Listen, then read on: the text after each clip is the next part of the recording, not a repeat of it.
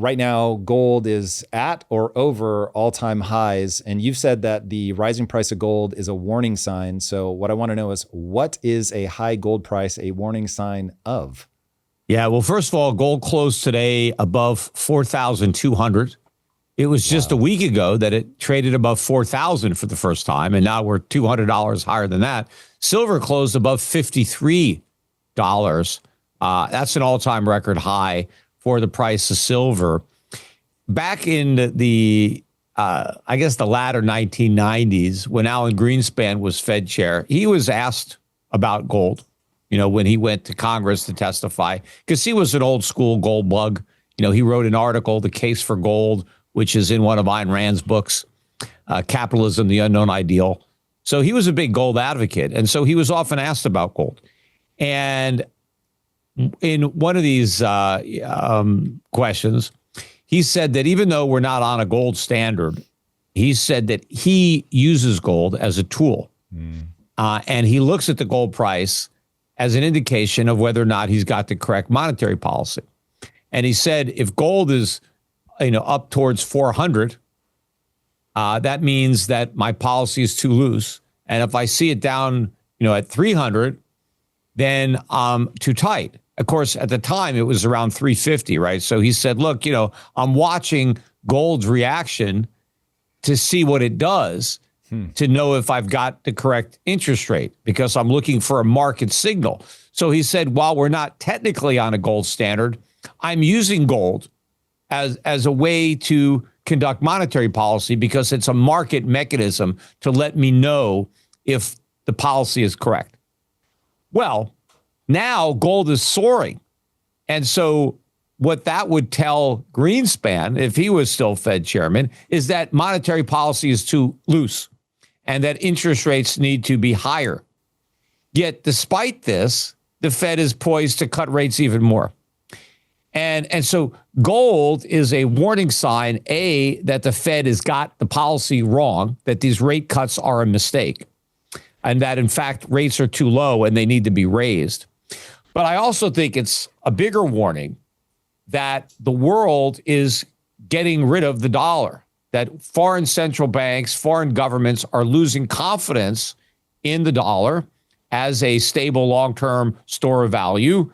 They have no confidence in the fiscal responsibility of the United States Congress or the president to get his house in order.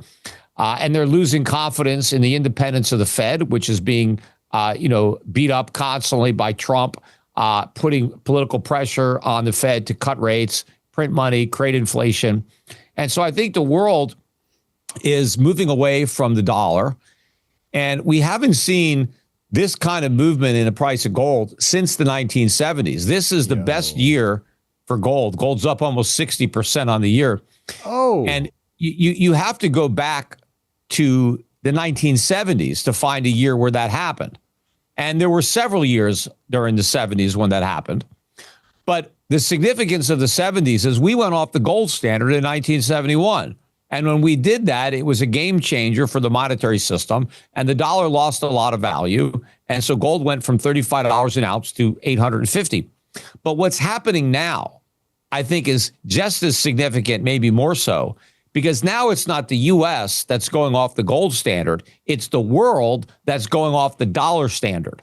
And what this means for America is a complete collapse in our entire economy and our standard of living, because over the past 50 years, we've grown completely dependent on the dollar's reserve status.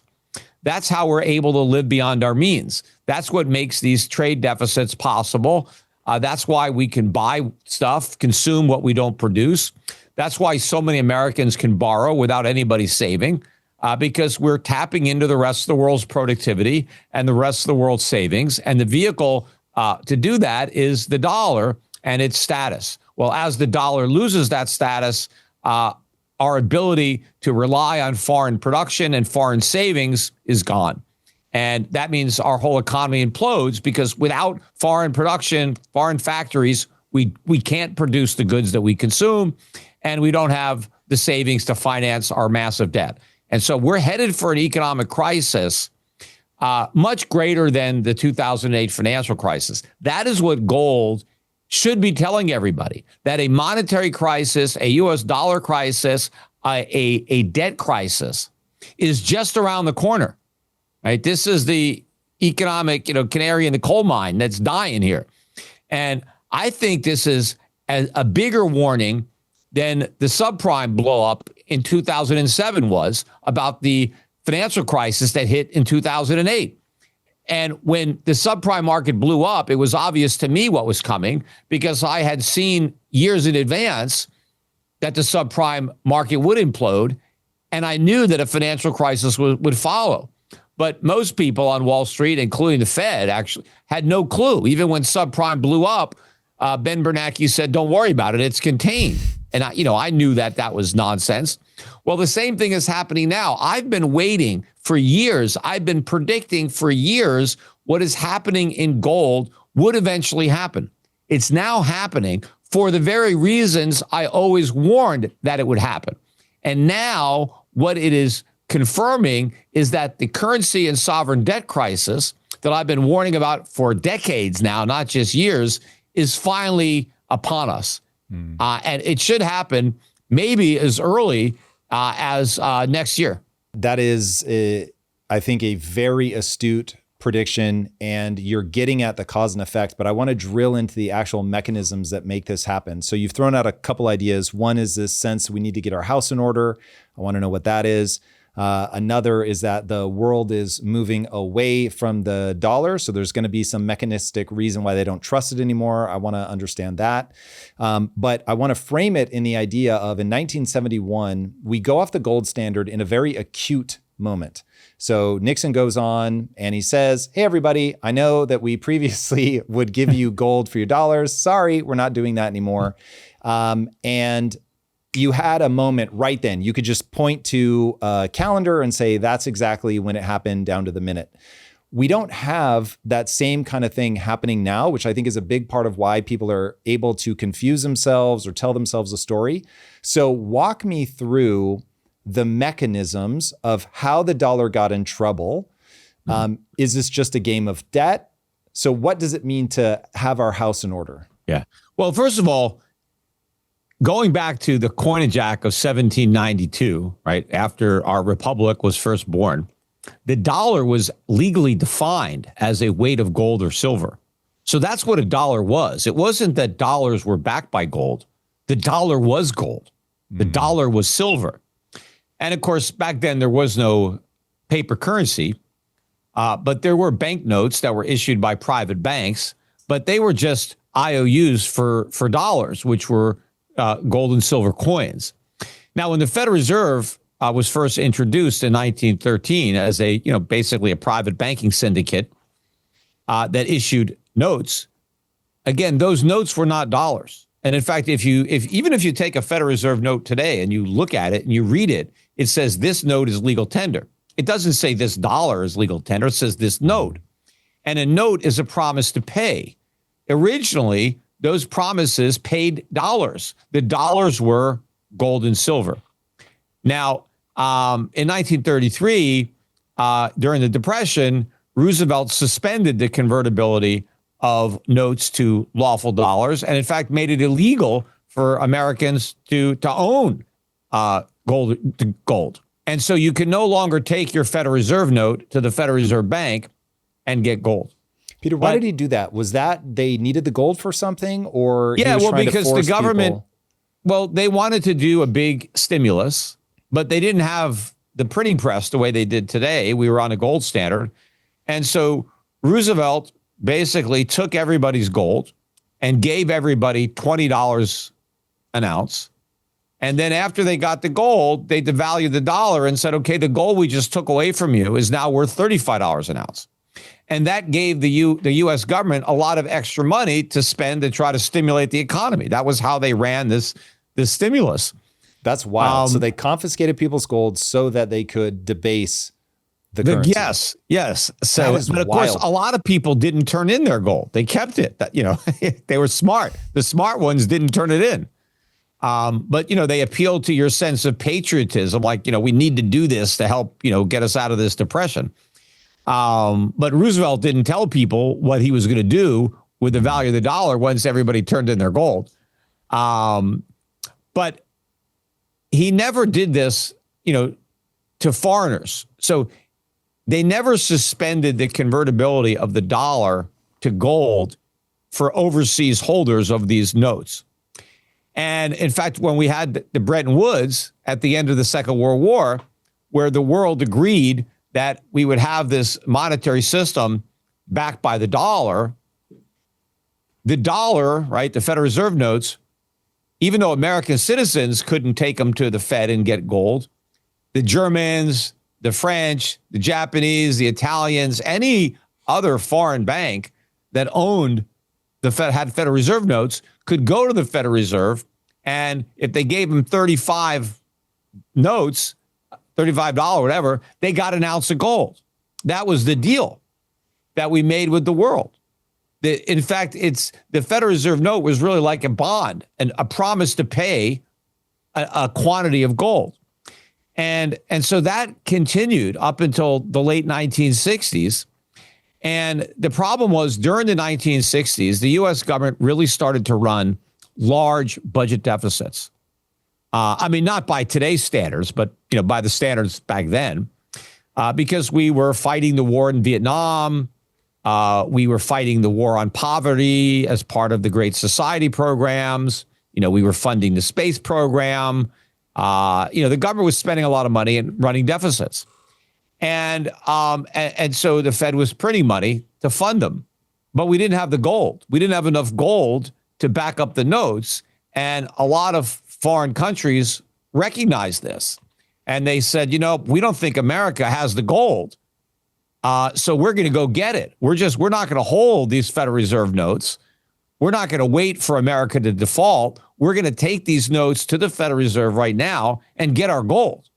And so that started to happen. And so all this gold started to leave the U.S. Because the world rightly didn't trust us anymore. Now, Nixon had a decision to make at that time, right? Cut back on government spending, right? Balance the budget, act fiscally responsible so that the gold doesn't keep leaving, maybe devalue the dollar, to a new lower level. So make gold more expensive because they had printed so much, allow a deflation to take place. Basically Nixon could have done the politically responsible thing, but why would he want to do that? Right. So they tried to think, how can we, continue to run these big deficits and not have to be responsible? And they said, well, let's just temporarily close the gold window. It was supposed to be temporary. Let's stop the bleeding by let's just default. Basically what they did, we're not going to let you get any gold for your dollars anymore. And so that's what he did. 1971 said, we're not going to honor these notes now. We'll get back to the show in just a moment, but first, if you're tracking your health in a serious way, you know the problem. One app for sleep, another for nutrition, a third for fitness, a fourth for recovery. You are juggling 5 different platforms just to get an incomplete picture. That ends now with Bevel. This is the all-in-one health tracking solution that I have been waiting for, and that is why it is on my phone right now. Sleep, nutrition, habits, recovery, stress, fitness, everything consolidated in one place. What's really exciting about Bevel is that the AI is proactive. It does not just sit there waiting for you to ask questions. It analyzes your metrics in real time. It holds you accountable to your goals. It remembers your lifestyle and tailors every suggestion specifically to you. And your data stays private. Everything is stored on the device, not on servers. And if this sounds awesome, head to bevel.health/impact and use code IMPACT to try it free for an entire month. Now, let's get back to the show. So if you have $35 or $42, because we devalued a couple times, but if you have $42, you can't take them to the Federal Reserve and get an ounce of gold. You can't get anything, right? So if you've got $40, all we'll give you is 220s or 410s. We're not going to give you any gold. And so as a result of that, the dollar crashed during the 1970s. I mean, the dollar lost about 2/3 of its value against other fiat currencies. What? Really? Yeah. I didn't realize it was that bad. Well, I mean, yeah, it went down about 2/3 against, the mark, the franc, the yen, the pound. But against gold, that's where you really saw the loss, because it went from basically $35 an ounce at, the beginning of the decade. You needed, at the peak in 1980, you needed $850 to buy an ounce of gold. And that's why oil prices were $3 a barrel in 1970. They went to $40 a barrel in 1980. Now, a lot of people back then claimed that it was the Arab nations, right? They were the ones that were screwing us by jacking up the price of oil. But that's not what happened. We tried to screw them over by giving them paper for their oil instead of gold. And when we were paying real money, they were willing to sell us oil for $3 a barrel. But that's when it was gold. But when we tried to just give them paper that we were cranking off the printing presses, well, now they needed $40. Right? It's not their fault. We changed the rules. We debased our currency. We can't expect them not to raise their prices to compensate for that. And so one of the main reasons that so many women were working in the 80s that didn't have jobs in the 60s was because the 70s destroyed the purchasing power of their husbands' paychecks. So before the dollar collapsed, a man was able to earn enough money to support his wife and kids. But as a result of the loss of purchasing power of the dollar and higher taxes that also went along with that decade, most men could no longer support a stay-at-home wife. Why didn't real wages go up? Well, the real wages went down. They crashed. Nominal wages might have gone up, but the real purchasing power of those wages went down. And so now you needed a second breadwinner. Right? But wait, why wasn't the reaction? So if I'm working at that time and I'm like, okay, the government has inflated the life out of the money supply, doing the wars, all of that. But now I'm going to put pressure on my employer to get paid more. Because that essentially is you're just driving down what you're actually having to pay. Yeah, people did get raises, yes, but they didn't keep pace with the rise of the cost of living. That was the problem. So let me get at what I'm really driving at. So right now I'm telling myself a story, and maybe I'm just wrong about this, that when I look at the data and I see the reason why real wages aren't going up right now, the answer is because we've offshored so many jobs. We've hollowed out manufacturing. So there's a certain type of worker that just doesn't even have an option to work, even if they wanted to. We've pushed everybody to get a college education, not go into the trades. And so you've got this thing where you offshored, let's say 2 to 3 million jobs. And that has made it impossible for those workers to have the kind of leverage that they would otherwise have in the job market, because if I'm an employer, I just go, oh, you're clamoring for more money? Nah, I'm just going to move my factory to China, to Mexico, to wherever. But were we already doing that in the 60s and 70s? I didn't think we were. No, we didn't. We started doing it after that because, first of all, back in the 60s and 70s, China was still an actual communist country. So, we didn't get anything from China back then.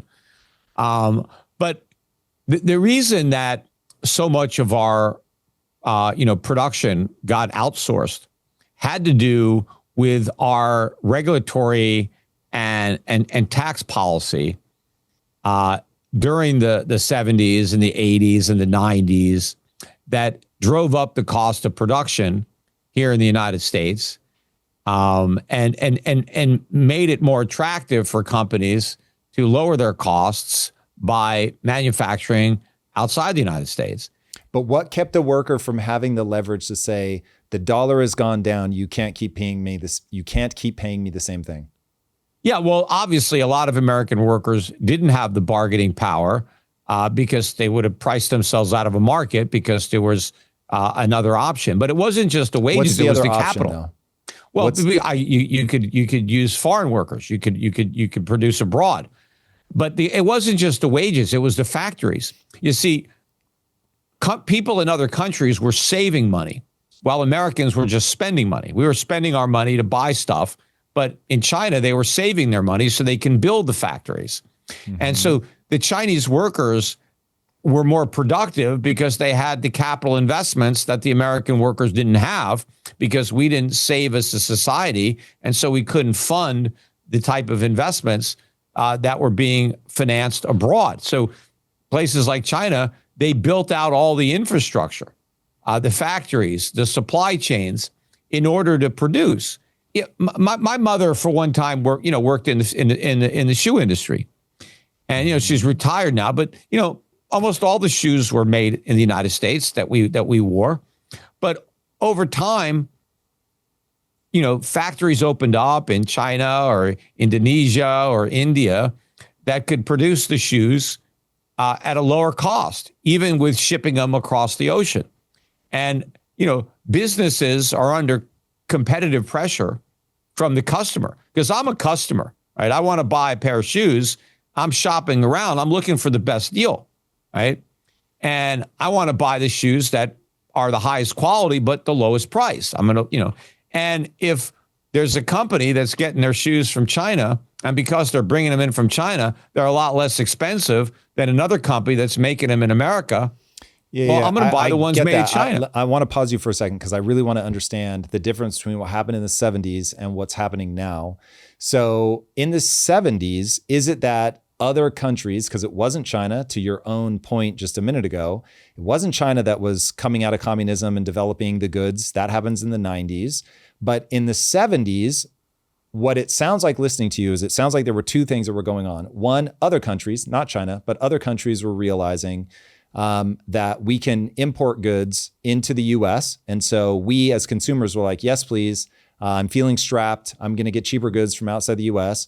And then the other thing is that I am putting forward, and I would love for you to attack this idea if you think that it's inaccurate, but I'll put forward that what was going on is the average person just didn't understand what was happening to them. They did not understand inflation in the way that we understand it now, certainly not the average person. Well, we don't understand it now either. Most of them, we might, but, and the US government deliberately confuses people about inflation. The government doesn't want the public to understand what inflation is, because then they would know that the government causes it. The government creates it by design. Inflation is the government's silent partner. Inflation helps solve a lot of problems for the government. It creates a lot of problems for the people, but the government doesn't want to know. That's why they've redefined inflation.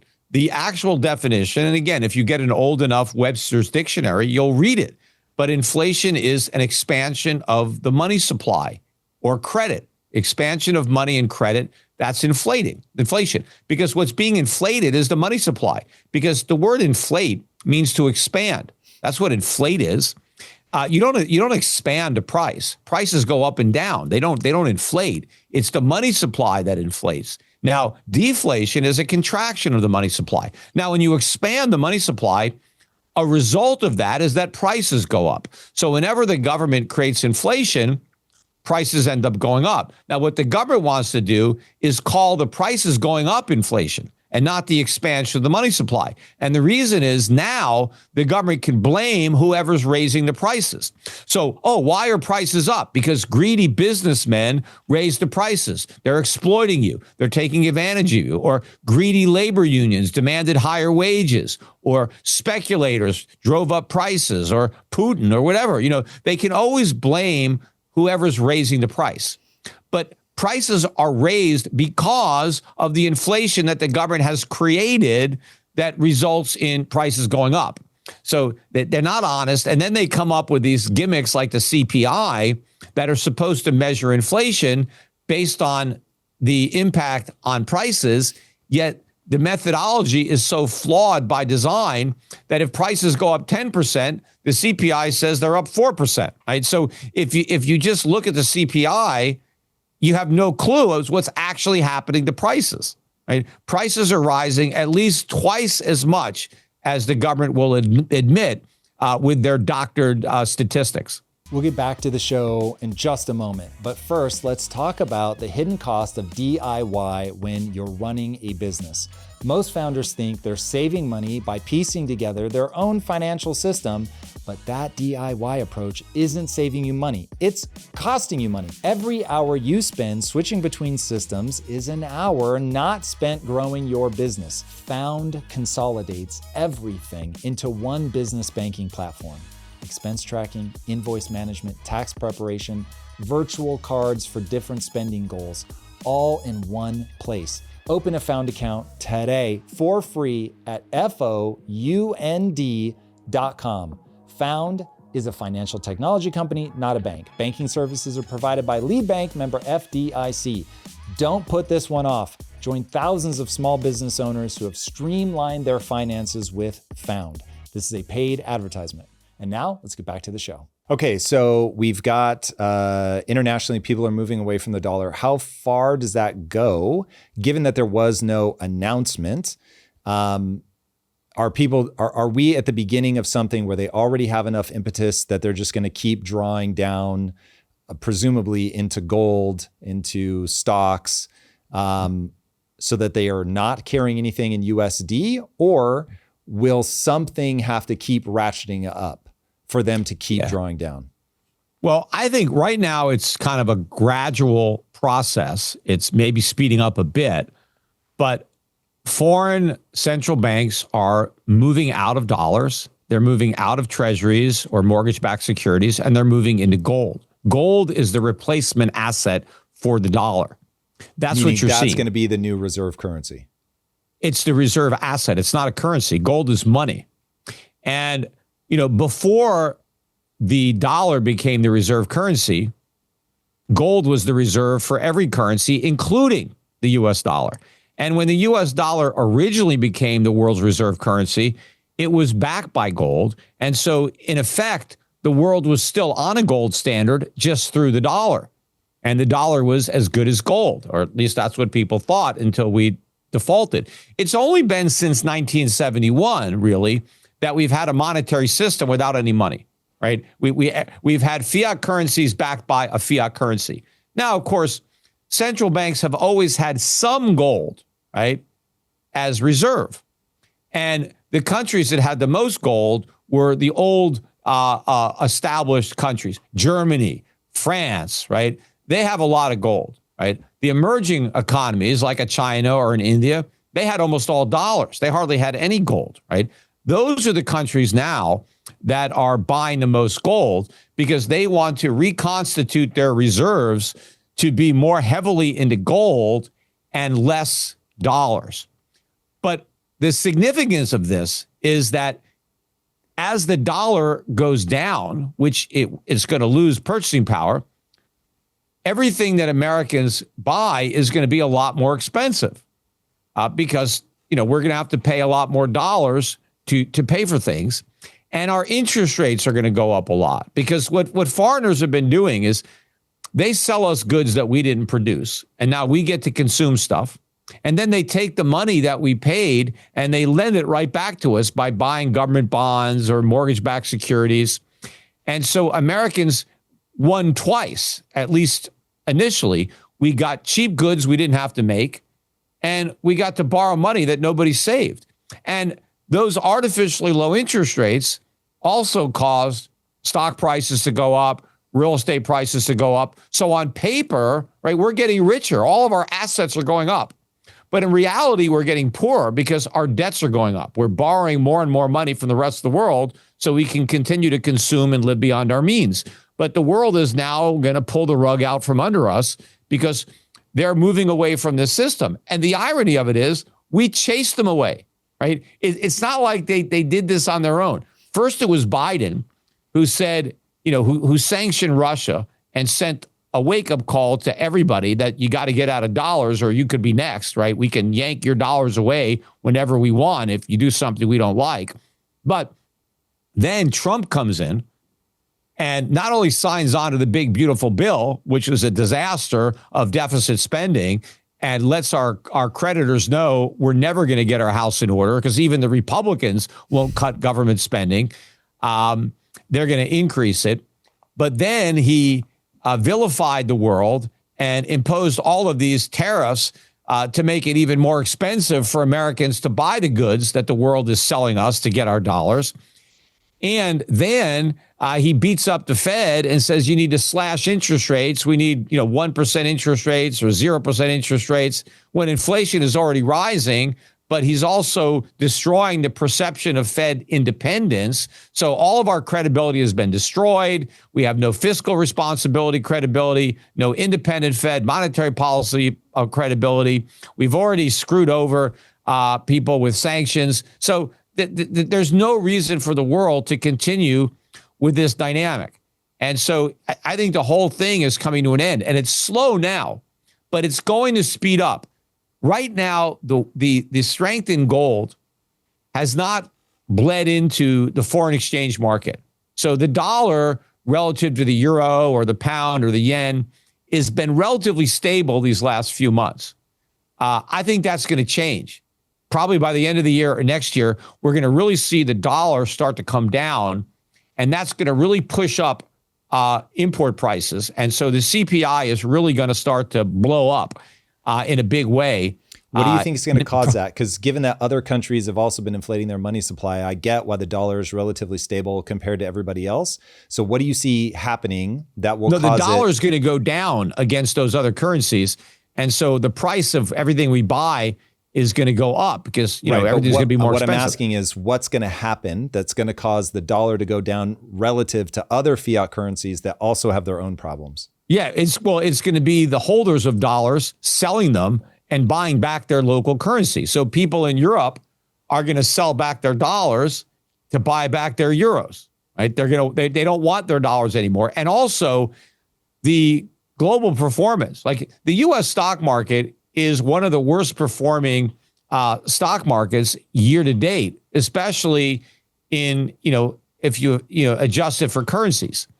Like, for example, we have a fund that we manage at Europe Pacific Asset Management. It's a global dividend payers fund, Europe Pacific Dividend Payers Fund, and we have a separately managed strategy. And that strategy is up almost 50% in U.S. dollars year to date. And triple the return on the U.S. stock market. And the U.S. stock market is very expensive relative to the rest of the world. So I think what's going to be happening. What are you guys invested in? That you're getting dividend paying stocks. A pretty people diversified just feel portfolio. so safe in that those are climbing in value. Well, yeah, they're good. People are putting money into those stocks and taking money out of U.S. stocks. But I think that trend is going to dividend paying stock is not a growth stock. So I would only expect people to go into that if they're they just prioritize cash flow, but that doesn't explain the sudden jump. And safety, though. Well, let's say the dividend payer stock is very cheap, and the price can go up because more people want those dividends, and now the price of those stocks has gone up. And of course, a lot of the stocks that pay dividends have rising earnings. It's not like they don't grow their earnings; they grow their earnings and pay dividends. So you still get appreciation in the share price. You also get the currency appreciation. A good chunk of the gain on foreign stocks has to do with foreign exchange. As the dollar goes down, the price of foreign stocks in dollar terms goes up. So I think you're going to see, Europeans and Asians who are getting out of U.S. stocks, then selling their U.S. dollars to get back their local currencies to invest locally. Hold on one sec. That hypothesis makes the prediction that people trust their local currency more than the U.S.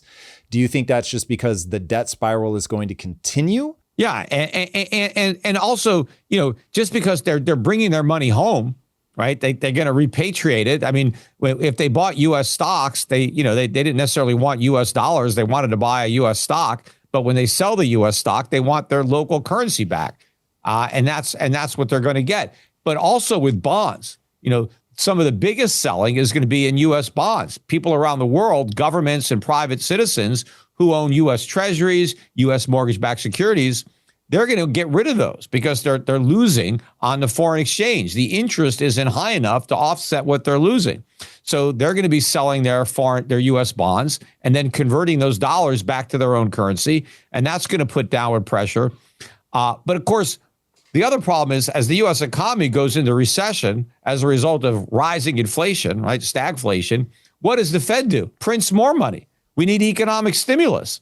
And they throw gasoline on the fire. They accelerate the flight out of the dollar. into foreign currencies, into hard assets. And, the U.S. dollar is the reserve currency. And so if the U.S. dollar is going to lose that status to gold, that is a unique problem that America is going to deal with, because no other country is going to be losing reserve currency status, because no other currency has that status to begin with. And that status has been responsible for our entire way of life. It's the reason that we can consume so much. It's the reason that we don't have to save very much. And so that whole thing is going to be knocked out from under us. And we've built up this entire economy that is based on that. And if you take away the foundation of a, credit-fueled, consumer-based economy, then that whole economy that's been erected on that foundation collapses. And that's what we're looking at, a complete economic collapse, much worse than the '08 financial crisis. And the bigger difference is there is no way the government can bail us out. Because the reason that the government was able to bail out, in 2008 is because people still wanted dollars. People still wanted treasuries. So the government could print money and, buy up toxic mortgages and send out stimulus checks. And, it worked in a sense. I mean, it didn't really work. It made the problem worse, but it arrested the immediate problem. But when they try to do that again, it's going to backfire, because the printing of the money is just going to drive the dollar even lower, and inflation is going to soar. And the stimulus is going to be a massive sedative. All right. So what becomes the unfolding of events? How do we respond to that? We've got the debt spiral going. More and more people are going to pull out. That's going to make it impossible for people to get their debt-fueled life going. So that's going to start to dry up. What happens? When do people stop being able to make payments? What does that look like? Well, what we need to do, what we should do in response to this, is the responsible thing, which would be massive cuts in government spending, higher interest rates, and to allow companies to fail, banks to fail, and not have any government bailouts. It would be very difficult. It would be very unpopular and painful, but it would be the right thing, right? Now, that's not going to happen, right? Because, Nixon had the choice of doing the right thing or the wrong thing, and he did the wrong thing. I mean, when given the choice of doing the right thing or the wrong thing, the politicians always choose the wrong thing, because they're always looking at it from a politically expedient perspective. Like, how do we make the pain a little bit less today? Who cares about tomorrow? I just care about the election that's coming up, right? And so, we're going to, just try to print money and create government programs. And maybe we're going to have price controls, national price controls. They'll try to stop prices from rising by making it illegal to raise prices. There may be foreign exchange controls to prevent Americans from converting their dollars into other currencies. Who knows what they're going to try to do to stop the bleeding, but none of it is going to work, because the underlying wound that we're bleeding from is going to just keep getting worse as they're trying to, put on all these Band-Aids without getting to the root wound that's underneath. Do you think I oversimplify it to say that the underlying wound, just to be very specific, is debt? Well, debt is the consequence of the fact that we don't save enough and we don't produce enough. And we don't do that because of our reckless monetary and fiscal policy that we've been pursuing. But the reason we've been able to pursue it for as long as we have is because of the reserve status of the dollar. So we've been able to get away with it. We've been able to kick the can down the road for generations now. And just to be clear, because I want people to be able to follow the mechanism here, the way we've been able to get away with it is we can always issue new debt. There's always more debt to cover the old debt. And so never a problem. Just keep printing money to cover the debt. People will buy the debt because they want our dollars. As soon as that stops, we can no longer issue new debt to cover the old debt. We can no longer issue debt to make the interest payments. And so you find yourself with, there actually is no more source of magic money. Yeah, we've been creating inflation and then exporting it. We export our paper. We import real goods that we don't produce. And then we borrow the money back from the people who have vendor financed the stuff that we bought. We've been riding on the global gravy train. I mean, Trump has it backwards. He believes that the world's been ripping us off. We've been ripping them off. We've conned them into giving us all their stuff for just paper. And this is the system that is going to collapse. And I think, this is going to be very liberating for the rest of the world. I mean, when Trump talked about Liberation Day, he wasn't liberating Americans. He's liberating the world from having to support Americans. So the world is going to see an improvement in their standard of living because now the world's going to have a lot more stuff to consume and a lot more money to invest and borrow for themselves, right? They're not going to be shipping all the production to America, and they're not going to be lending us all their savings. So they're going to retain the goods and the savings for themselves to make their own lives better instead of making our lives better. So this is going to be a rude awakening for Americans. Nobody seems to understand this in Washington. I mean, the current administration, unless they're all just a bunch of liars, they're completely clueless. And everything that they're going to do as a result of what's going to happen is going to make what's going to happen worse. Okay, so what should somebody who believes in everything that you're saying, what should they be doing right now? Is gold just going to keep going up and just dollar cost average into gold, or is there another play? Yeah, well, first of all, everybody needs to own gold and silver. I mean, I've been saying this for 20 years. When I first started buying gold for my clients, it was under $300 an ounce. Silver was $4.50 an ounce, right? So both are up more than 10x, right? Gold and silver have beaten the stock market over, the last 25 years. In fact, 26 years ago, in 1999, that was the all-time record high for the U.S. stock market. The Dow Jones was worth 45 ounces of gold. It's now worth 11. Whoa. It's a 75% decline in terms of real money over 26 years. Peter, is there anywhere that you can go to find that data fast? Like, is there a tracker that shows this is the average house price compared to gold? This is the stock market compared to gold. You could plug it in because, you know where gold was and you know where houses were. Just, run the charts. I mean, everything is cheaper. The government wants you to believe that prices go up every year, only in their inflated currency. In real money, stuff gets cheaper every year. That's how it works. And, when we were on a gold standard between 1800 and 1900, that 100-year period, consumer prices were cut in half. So stuff was half the price in 1900 as it was in 1800 because we had real money. We had honest money during the 19th century.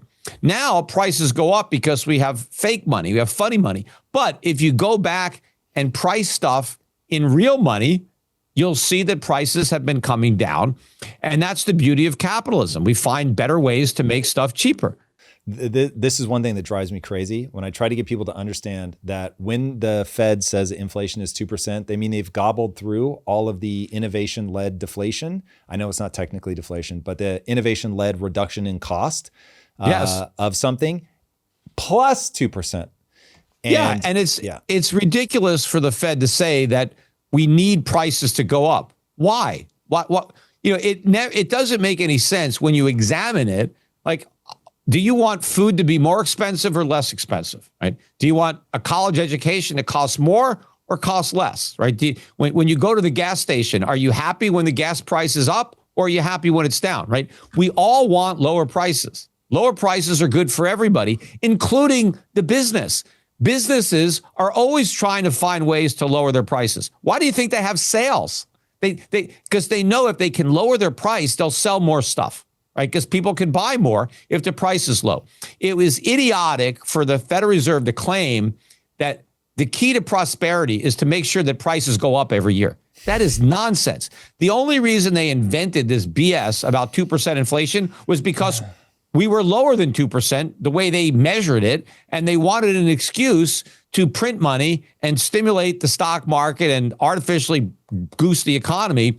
So they came up with this nonsense that their mandate was to have 2% inflation, which was never their mandate. Their only mandate was price stability, which means no inflation.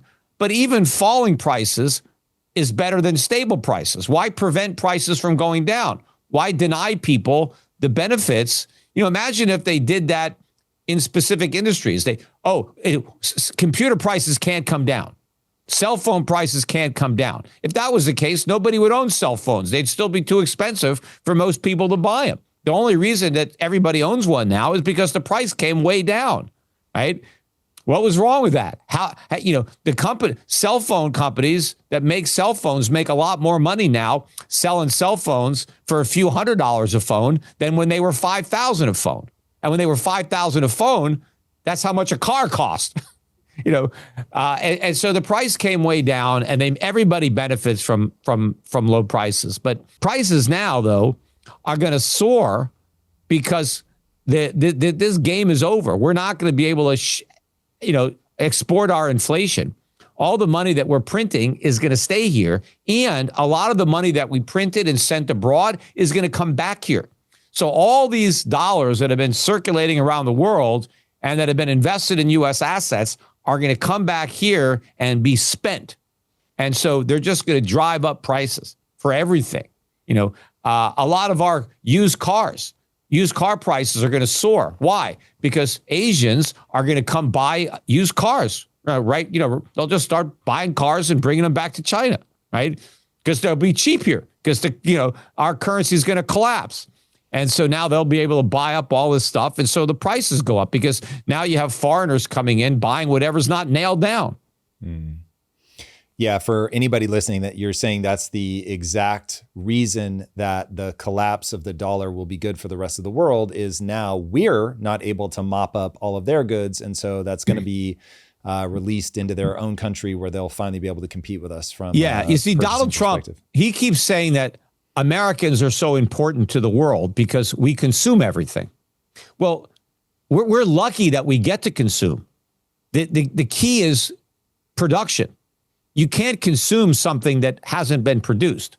So the real economic drivers, right? When Trump says that China doesn't have the cards, they've got all the cards. We got nothing. They've got the factories. They've got the savings. They've got the production. Yes, we have the customers only because of the exchange rate of the dollar. Collapse the dollar, allow other currencies to go up, and now the rest of the world is rich, and now the rest of the world can afford to buy everything. It's now Americans who are broke and can't afford to buy because the dollar has gone down. And I've always argued that the world will be better off consuming their own production rather than letting Americans consume it. And we're obviously much worse off. We can print all the money we want, but if there's nothing to buy, what good is it? Right. So this is going to be, a game changer.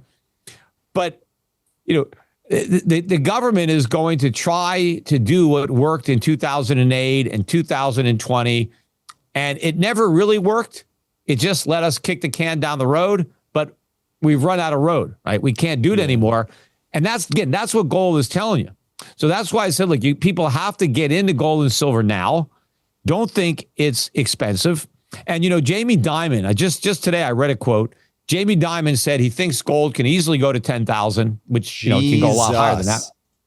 But that is catastrophic. Yeah, I get it if you own gold. But it's wonderful. But here's what Jamie Dimon said. He said for the first time in his career, it's not completely crazy to have some money in gold, right? Now, it's never been completely crazy. In fact, it's been totally sane.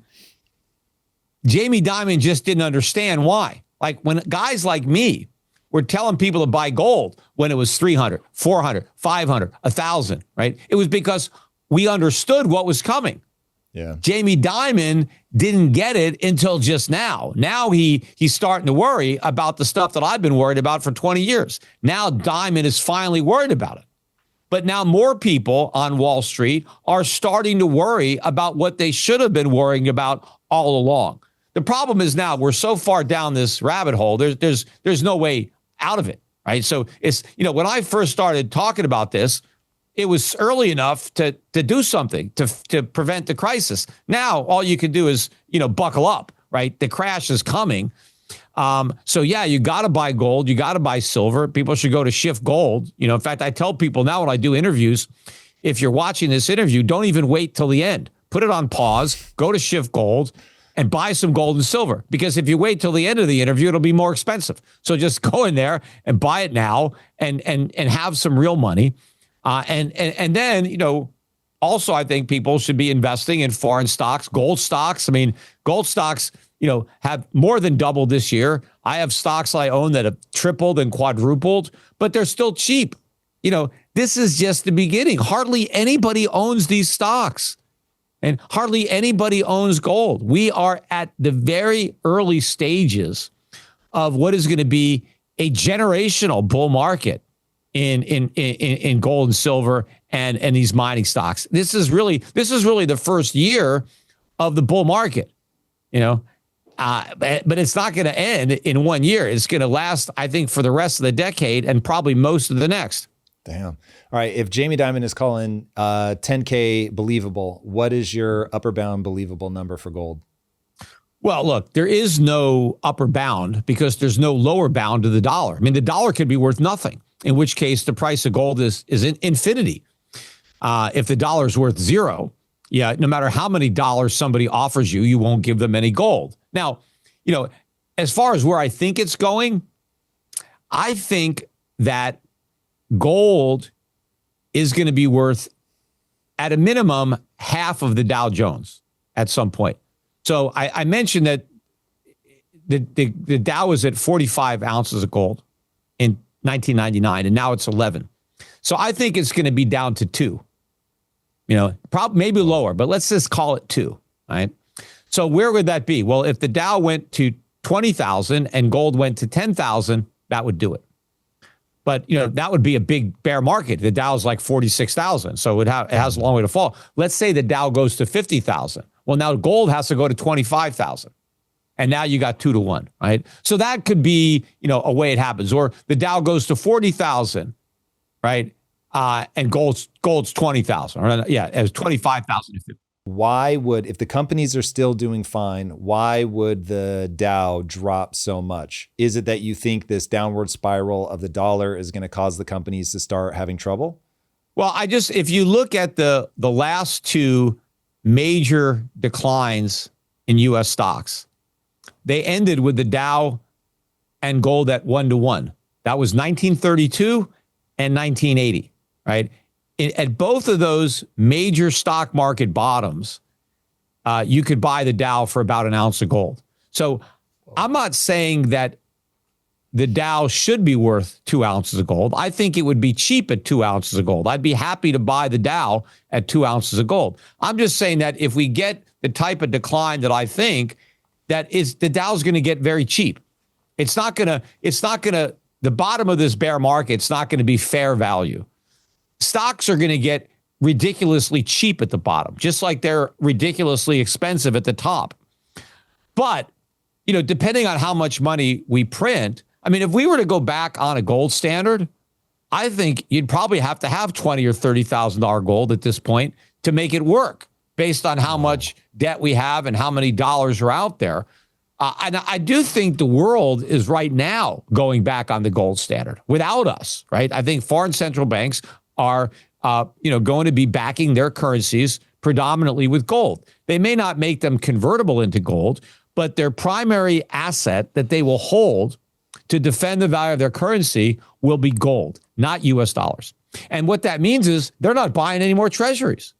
And you know who else is not buying treasuries anymore? Maybe Americans. Morgan Stanley, just a couple of weeks ago, their strategist said that we should recommend, instead of a 60-40 portfolio, 60% stocks, 40% bonds, 60-20-20. 60% stocks, 20% bonds, 20% gold, which is a sell signal on bonds. Sell half your bonds and buy gold. Now, if Wall Street does that, if the average American who has a 60-40 portfolio makes it into a 60-20-20 portfolio, I mean, that means Americans are going to go on a selling spree, getting rid of their bonds and just buying gold. So how is the U.S. government going to finance these massive deficits if nobody wants to buy the debt they're selling? That's the problem. That's why the Fed is going to crank up the presses and do massive QE. But that's just massive inflation. That's just throwing gasoline on this bonfire. Yeah, the exact thing that I've been trying to get people to hear is that every country, with the exception of Japan, that has crossed 130% debt to GDP, tears itself apart from the inside. You end up with civil war or revolution. People always think that I'm being hyperbolic or I'm just being paranoid. But the reality is, when you start describing the mechanisms that would have to be in place for these kind of drawdowns to happen, you're not able to fund a bunch of programs. So you literally have to go into the government and say, well, these things just aren't going to get paid. Checks start bouncing. You just run into the realities of what happens when you can't do funny money, essentially. Yeah. And that is going to get bad. And then you're going to take the populism that we have now and you're going to exacerbate it 1,000-fold. And that's when suddenly the left and the right go from hating each other to actually killing each other. Yeah, and you know, this responsible thing is for the government to admit that it's broke and that it can't afford the promises that it's made, and to cut government spending, including entitlements. To be honest with the voters and say, you know, we can't pay you the Social Security benefits that we promised, and so we're not going to. We're going to maybe we're going to make the retirement age 85 instead of 65, right? You got to keep working. Unfortunately, you know, we told you could retire at 65, but we don't have the money. You know, there's a lot of things that America should do, but we're not going to do that. So instead, we're going to create massive inflation so that the Social Security payments are worthless. So, you know, I mean, my solution is means testing it so that at least the poorest people who really need Social Security could get something. And wealthy people, like I don't need any Social Security. You could simply say, Peter, you get nothing. I mean, I don't need the money, right? And so the more people who you tell you get nothing, then the people that really need it will get something.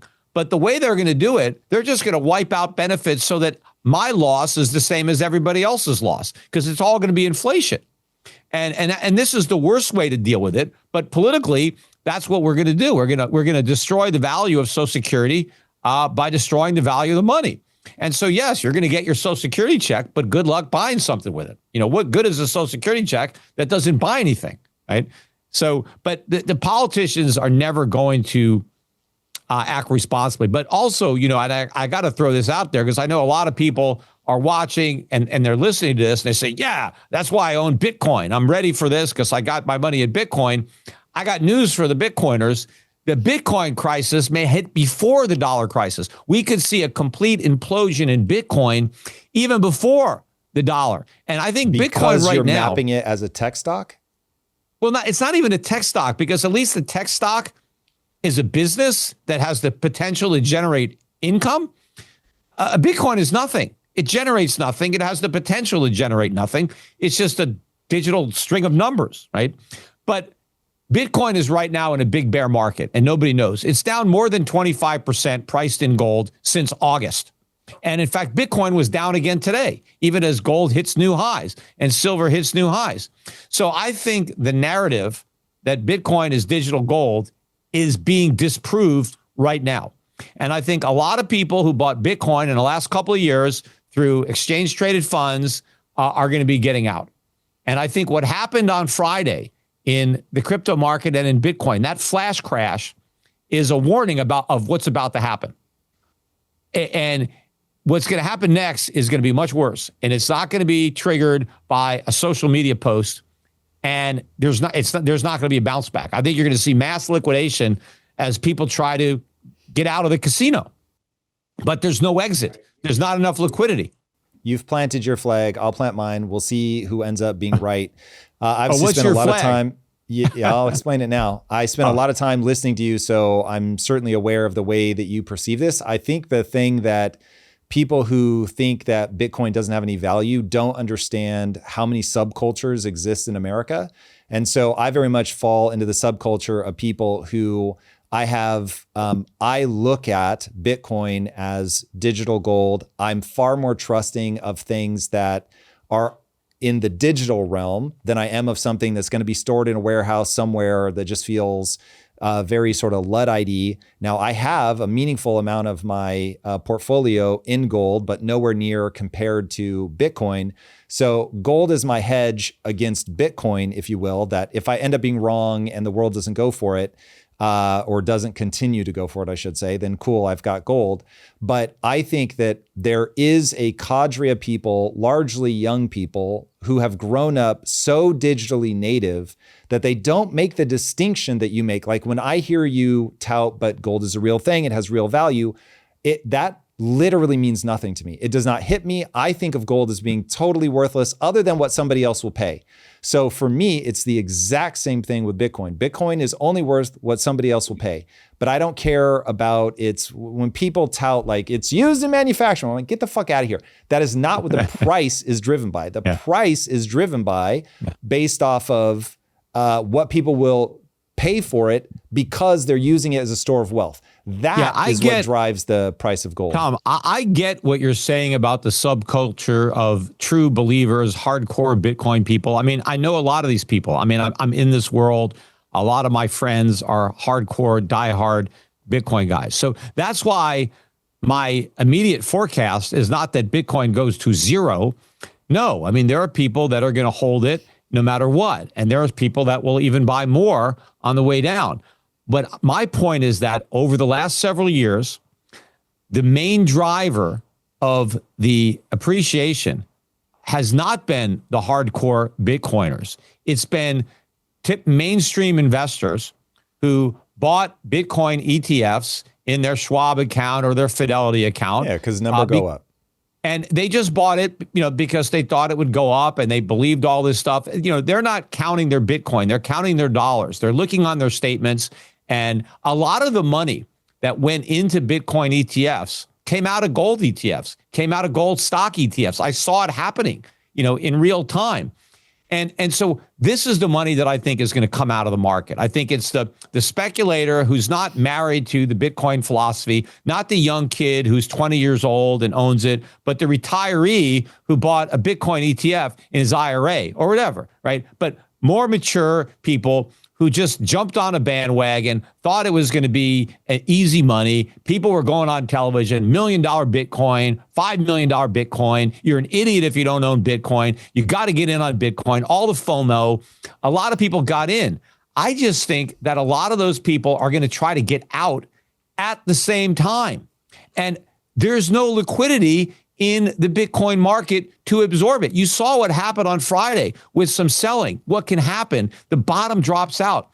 But if we get real selling, real outflows out of these Bitcoin ETFs, and then also out of these Bitcoin treasury companies that are going to be dumping. I mean, you have so much speculative money that is in Bitcoin. But then also, I think a lot of the diehards have leveraged their Bitcoin. I think a lot of people have 6-7 figure Bitcoin wallets who have borrowed money against it. Yeah, that's wild. And those loans are going to get called. And this is just going to be an implosion. So Bitcoin doesn't have to go from 110,000 to zero. What if it goes from 110,000 to 10,000? I mean, that is a huge loss. That is a massive amount of people's wealth just wiped out of existence that they thought they had. This is what I think is coming in Bitcoin. Now, you could argue long term, maybe it'll survive. Maybe it'll have another lease on life. But there is a massive crash. And I wouldn't even consider buying Bitcoin until after MicroStrategy is bankrupt and all their Bitcoin is sold, right? Because that is going to happen. That is an event that is inevitable. Yeah, look, I have a lot of admiration for the size of Michael Saylor's testicles. They are clearly gigantic.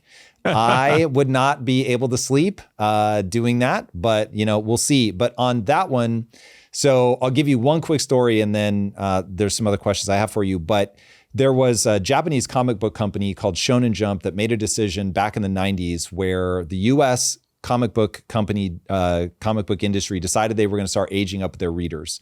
And Shonen Jump is a Japanese company, said, are we going to age up with our readers, or are we going to keep making stuff for kids of a specific age? And they decided to keep making things for kids of a specific age.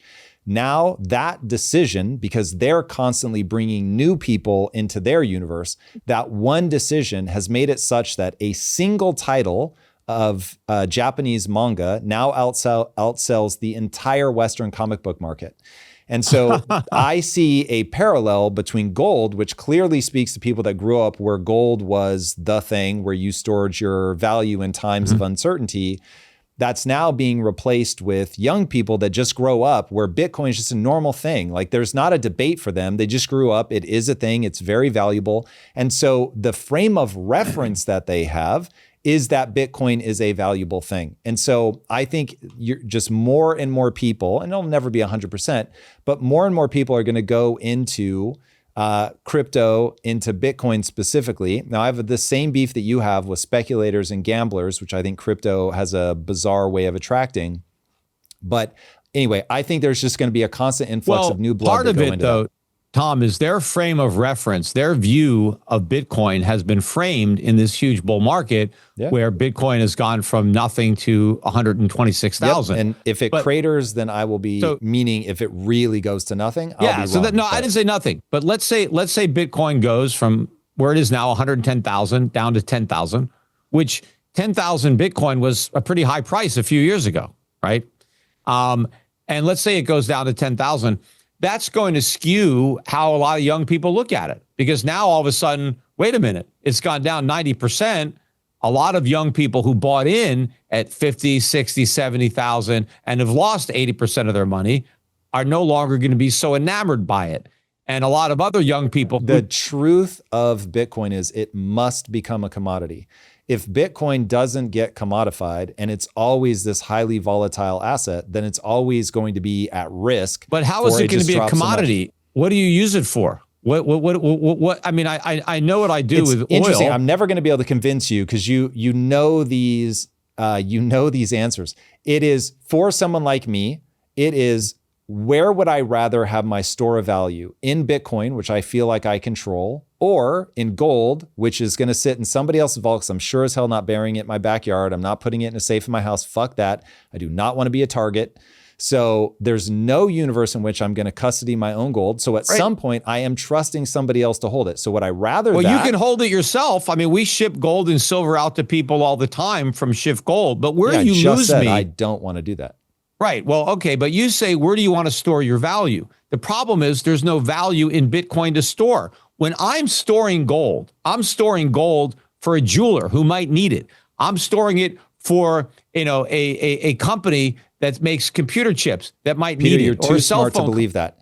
But that's what gold is used for. Or I'm storing it for a central banker who may need it to back their currency. Right. Yep. That's another. I will give you. It stores value. And all I'm saying is Bitcoin stores value. Now, it stores. You can't store what you don't have. Bitcoin has a price, but it doesn't have any underlying value. So I don't know if this is going to be fruitful. So I'll take 3 minutes back and forth between you and I, and we'll see if we get anywhere. Right. The storage of value is merely a psychological construct. This is why we have used shells and glass beads and all kinds of shit, because what people realize is, as a human, I have to exist. During that time, I can try to find a way to capture my wealth. I can go hunt something. I can build a better trap. I can give somebody a back rub on the promise that they're going to go fucking get me some food, whatever. But I'm going to use my time to make sure that I survive a winter, that I survive the night, all of that. So I'm exchanging time for proof of work, which we call money. And the people that get really good at doing something super valuable with their time to get that proof of work in the form of value, they store it as a thing. That thing can be a, bro, thank you so much for the wildebeest. I'm going to feed you next time. That can be, they write that on a piece of paper. It can be a shell or a glass bead. But I now have this thing that we all agree, if you give me that thing, I'm going to exchange you something else for it. Yeah, but the reason... Hold on. It can be a piece of paper that we call $1. It can be some gold, which is amazing because it doesn't rot. Or it can be a Bitcoin, which is the digital version of the same fucking thing. But if you can't understand that the vast, and I know you do understand it, the vast majority of the value of gold is that we all agree, oh, gold is that thing? Cool, I'm going to do gold. But it isn't because it turns into fucking watches and stuff like that. Look, the reason that seashells had value is because you could wear them. It was like jewelry. They were beautiful. People liked them. But let me give you an example that is easy to understand. Cigarettes have been money. The GIs used them as money after World War II. They're used today as money in prison. Now, why cigarettes? Because people smoke cigarettes. They enjoy smoking cigarettes. Now, I may not be a smoker. I may be in prison and I don't smoke, but I still want cigarettes because there's somebody in that prison who smokes. And as long as there are smokers, cigarettes have value. If nobody wants to smoke, then they don't make good money. But you need smokers to give cigarettes value. Now, okay, so but, one last thing, because Bitcoin, you're so you right. can't smoke Bitcoin. You can't. Yes. You have to be smoking something to buy it, but you can't smoke it. But the thing is, there's tens of thousands of cryptos that you can own. Why Bitcoin? There's so many others that are out there. It's not like, oh, I have to buy Bitcoin. There's all these altcoins. It's the one with momentum. So well, then what if it doesn't have? Will it still have hold on, momentum? because if you it's still 10,000? haven't gotten to the point why it's like cigarettes. So the thing that I don't think you're being honest about, or you don't want to face, or I don't know what the fuck it is that Bitcoin is the equivalent of a cigarette that I can transfer magically to any other cell in the prison. And so would I rather have the cigarette that I have to hold in my hand, or do I want the one that I can just insta transfer to anybody without having to talk to the guards or anything like that? It just instantly goes to the thing. I can instantly get it. And that doesn't mean anything to you, but it means a lot to people like me. Well, here's what you're missing. I'm a smoker. I'm craving a cigarette. And you send me a digital cigarette that I can't smoke, that ain't going to do it. I need an actual cigarette that I can take a drag. I can suck in all that tobacco and the nicotine, and I can feel good. I can't do that with your digital cigarette. I need an actual cigarette. That's great. And that's why Bitcoin is never going to soak up everything. If people think gold's going away, they're dumb. But if people think that one day everyone is going to wake up and go, wait, Bitcoin doesn't have any value, I can't smoke it, they're out of their minds. That just isn't, like, it is so self-evident to me that Bitcoin does something that right now nothing other than other sort of also ran cryptocurrencies do, that I'm like, there's nothing like this. Even USD, you've got to turn into a stable coin, and then cool, stable coin's dope. The problem is it's still owned by the government, and I trust the government exactly fuck all. I don't look. The only stable coin that makes sense to me is one backed by gold, and then it's like a real currency. Then it's not stable. It's just it's tokenized gold. That's fine. I mean, I will be shocked if that doesn't become a thing. Well, it already But you're not going to get someone like me, because I'm still like, but the underlying asset is still in someone's warehouse, and I don't trust them.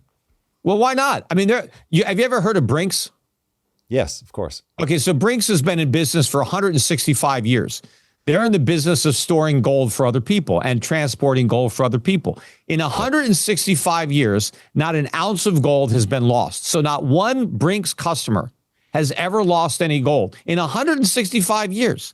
So why wouldn't you trust Brinks? I mean, they've earned that over 165 years of building a reputation in a free market. Look, people buy insurance, right? People buy life insurance, auto insurance, fire insurance. It's only as good as the third party, right? People trust third parties all the time in everything that they do, right? So you can still trust the third parties to store your gold. What I don't want to do is just trust that people believe that nothing is something. They may believe that nothing is something for now, right? There's an old saying that you could fool some of the people all the time and all the people some of the time, but you can't fool all the people all the time. And, people are going to wake up about Bitcoin.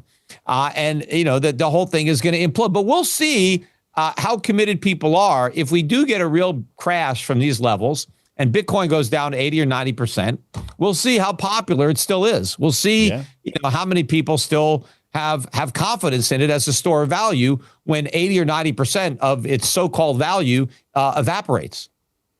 We shall indeed. Peter, that was fun. Thank you. Okay, so now I want to get into the Trump of it all. Why does he want to drive interest rates down if sort of artificially low interest rates are a big part of his problem? Yeah, well, he doesn't understand that that's the problem. He's looking at it from the point. Do you think Besant understands? Maybe. I mean, but he certainly does a good job of lying about it right now. And so you never know with politicians or central bankers, are they ignorant or are they just lying? I mean, I don't know. And sometimes it's hard to know what's worse, right? If they're lying or just, ignorant. But Donald Trump looks at a problem that we've got a lot of debt. And so we have a lot of debt. We need low interest rates so we don't have to default. He looks at the housing market and sees a situation where houses are so expensive and people can't afford them. And in his mind, well, how do we make these expensive houses affordable? Well, let's make mortgages cheaper so people can go borrow more money at a lower rate to buy these houses, right? But the free market solution to that problem is lower home prices. Obviously, houses are too expensive. Let the price come down, right? Then people can afford them. People won't have to borrow as much money. So the interest rate doesn't have to be that low because your loan balance is a lot lower. So your monthly payments will be lower because the principal is lower. But of course, if we let real estate prices fall, banks could fail, right? People's home equity disappears. And so Trump thinks we just need lower interest rates so we can sustain a bubble in housing. And so the U.S. government, which right now we're spending, $1.2 trillion, $1.3 trillion every year on interest. And by next year, we'll be spending $2 trillion a year, which will be, 40% of our tax revenue. And if it keeps going, it'll be more than that. And Trump understands that the economy is going to implode under the weight of all this debt. And we're going to be spending all of our money just on interest on what we've borrowed, and there's nothing left over to do anything else. So Trump says we need lower interest rates so that we can service this debt. But isn't he right? Like if he can even get the interest rates down for like a month, and then he can just refinance everything. No, he can't refinance. That's the problem, because there has to be a lender willing to lend the money at that low rate. They don't exist. You're saying now there's just already no appetite. Not for people will buy 30-day treasuries, maybe a 1 year, but they're not going to lend us money at 2% for 30 years or even 10 years. You can't do it. And so, but Trump just wants the Fed to lower rates so that we can borrow more money short term to get the rates down. But that's just going to make the underlying problems worse, because it's artificially low interest rates that are the source of the problem. And so, you can't cure the problem by making it bigger. But what we do need, the solution is to let interest rates go up. The way we solve the debt problem is we default. That's how we solve it, right? How does somebody, if you're an individual and you've just borrowed too much money, right, and you can't possibly pay it back, what do? You declare bankruptcy, right? And then you reduce your liabilities. You give all of your creditors a haircut, right? Hey, Peter, everybody loaned Peter Schiff a bunch of money. Peter's broke. He can't pay everybody back. Let's just go into bankruptcy. Let's figure out what Peter's got, and we'll figure out how much he can afford to pay, and then we'll figure out what everybody gets. And that is the solution that we need. We need the U.S. government to basically have a moratorium. Hey, we can't pay. We borrowed too much money. We can't pay the bondholders. We can't pay the Social Security. We can't pay the pensions on government retirees. We're basically going to have to give everybody a haircut. We're going to have to figure out, we have a $38 trillion debt. We can't afford that. Maybe we can afford a $10 trillion. We got to have a default. That is the honest way to go about doing it. Now, you might say, well, that's terrible. People that own treasuries, somebody that has $1 million in treasuries, they're only going to have $400,000. Yes, I get it. They lost $600,000. But the way we're going to do it, they're not going to default. You're going to have your $1 million worth of treasuries, but it's going to feel like $100,000 because 90% of your purchasing power is going to get wiped out through inflation. So a much better solution to the problem of too much debt is default. Right? A better solution to overpriced homes is to let the prices go down. But when you do the good solution, the pain is immediate and the outrage is immediate. People are very pissed off that they lost this money. So the government would rather have them lose more money slower than less money right away. And of course, then they can blame somebody else. They can blame, the speculators, or they can blame capitalism. They can blame greedy corporations, which of course is what they're going to do, right? The government never accepts responsibility for the problems it causes. It always blames capitalism for those problems, so it could use that to make itself bigger and to hold itself off as the solution. See, this is why we got to get rid of capitalism. This is why we need more government, because we have to prevent these disasters that capitalism creates. All right, it's amazing that you're bringing up capitalism and people losing faith in it. The way that you first got on my radar years and years ago was you went down, you were during Occupy Wall Street, and you were like, I'm one of the 1%ers, talk to me. So when I see the rise of Mamdani, and on my live show, I end up talking about him a lot, and I'm just like, people do not understand where these kind of policies come from, nor do they understand where they go. And to me, as alarming as the rise in gold price is, seeing the rise of socialist candidates is at least as alarming, if not more so. Do you think I'm crazy about that? What do you read in the rise of the DSA, the rise of Mamdani?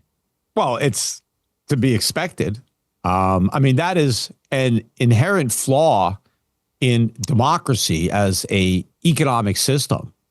And the reason that America became so rich is because we weren't a democracy. I mean, we were created as a republic, and the goal of the republic was to keep the evil forces of democracy in check.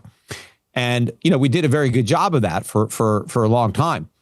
But the country is far more democratic today than it was, when it was established. Can you be a little painstaking and explain what you mean? So what's the difference between a republic and a democracy?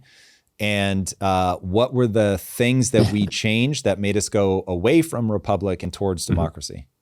Yeah. So, I mean, a very easy and kind of, definition is a democracy is two wolves and a chicken voting on what to have for dinner. A republic is a well-armed chicken who challenges the vote. So the idea behind a republic is that the majority could be just as oppressive as one person.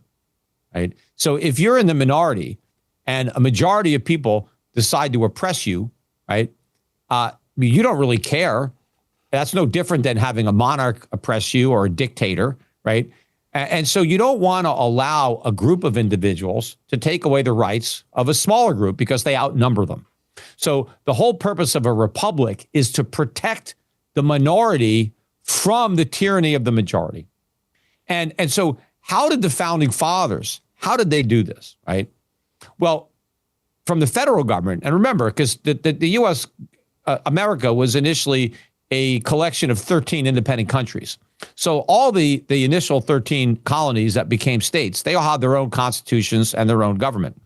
But on a federal level, right, the way the federal government was organized, it was organized in a way to be very undemocratic. So first of all, the president was not elected by the people. The president was elected by the Electoral College. And the Electoral College, there were various ways to, get the electors other than just popular votes.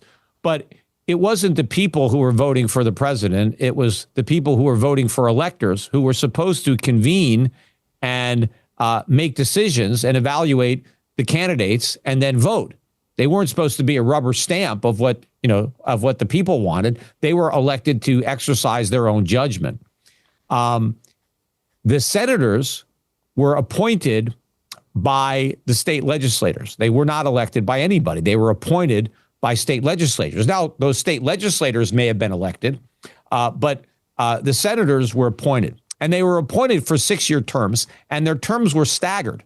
And the reason that they were staggered so that only 1/3 of the Senate would, turn over was because they wanted to make sure that if there was a popular movement, that at most it could capture 1/3 of the Senate, that it couldn't, it couldn't turn the whole Senate over. They wanted it to be a slower movement in case, there was some crazy idea that became popular. It couldn't take over the whole Senate. There was one body that was elected by the people, and that was the House of Representatives, and they were elected every 2 years.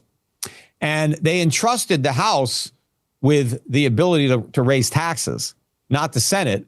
They wanted the House to vote for taxes because they were accountable to the people, because every 2 years they had to go run for re-election, and it would be hard if they had just raised everybody's taxes.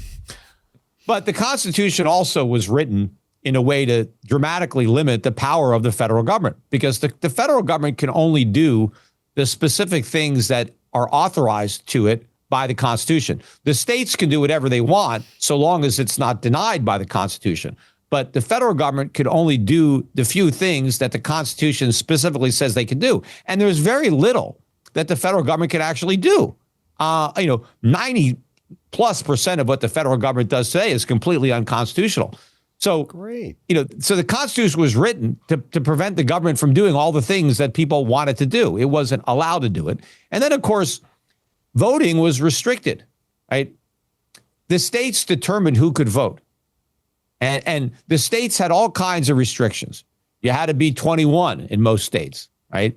And 21, back in 1792 was a lot different than 21 today. A 21-year-old back then probably had been married for 4 or 5 years, had a couple of kids, and had been out of school since she was 10, right? So people that were in the real world.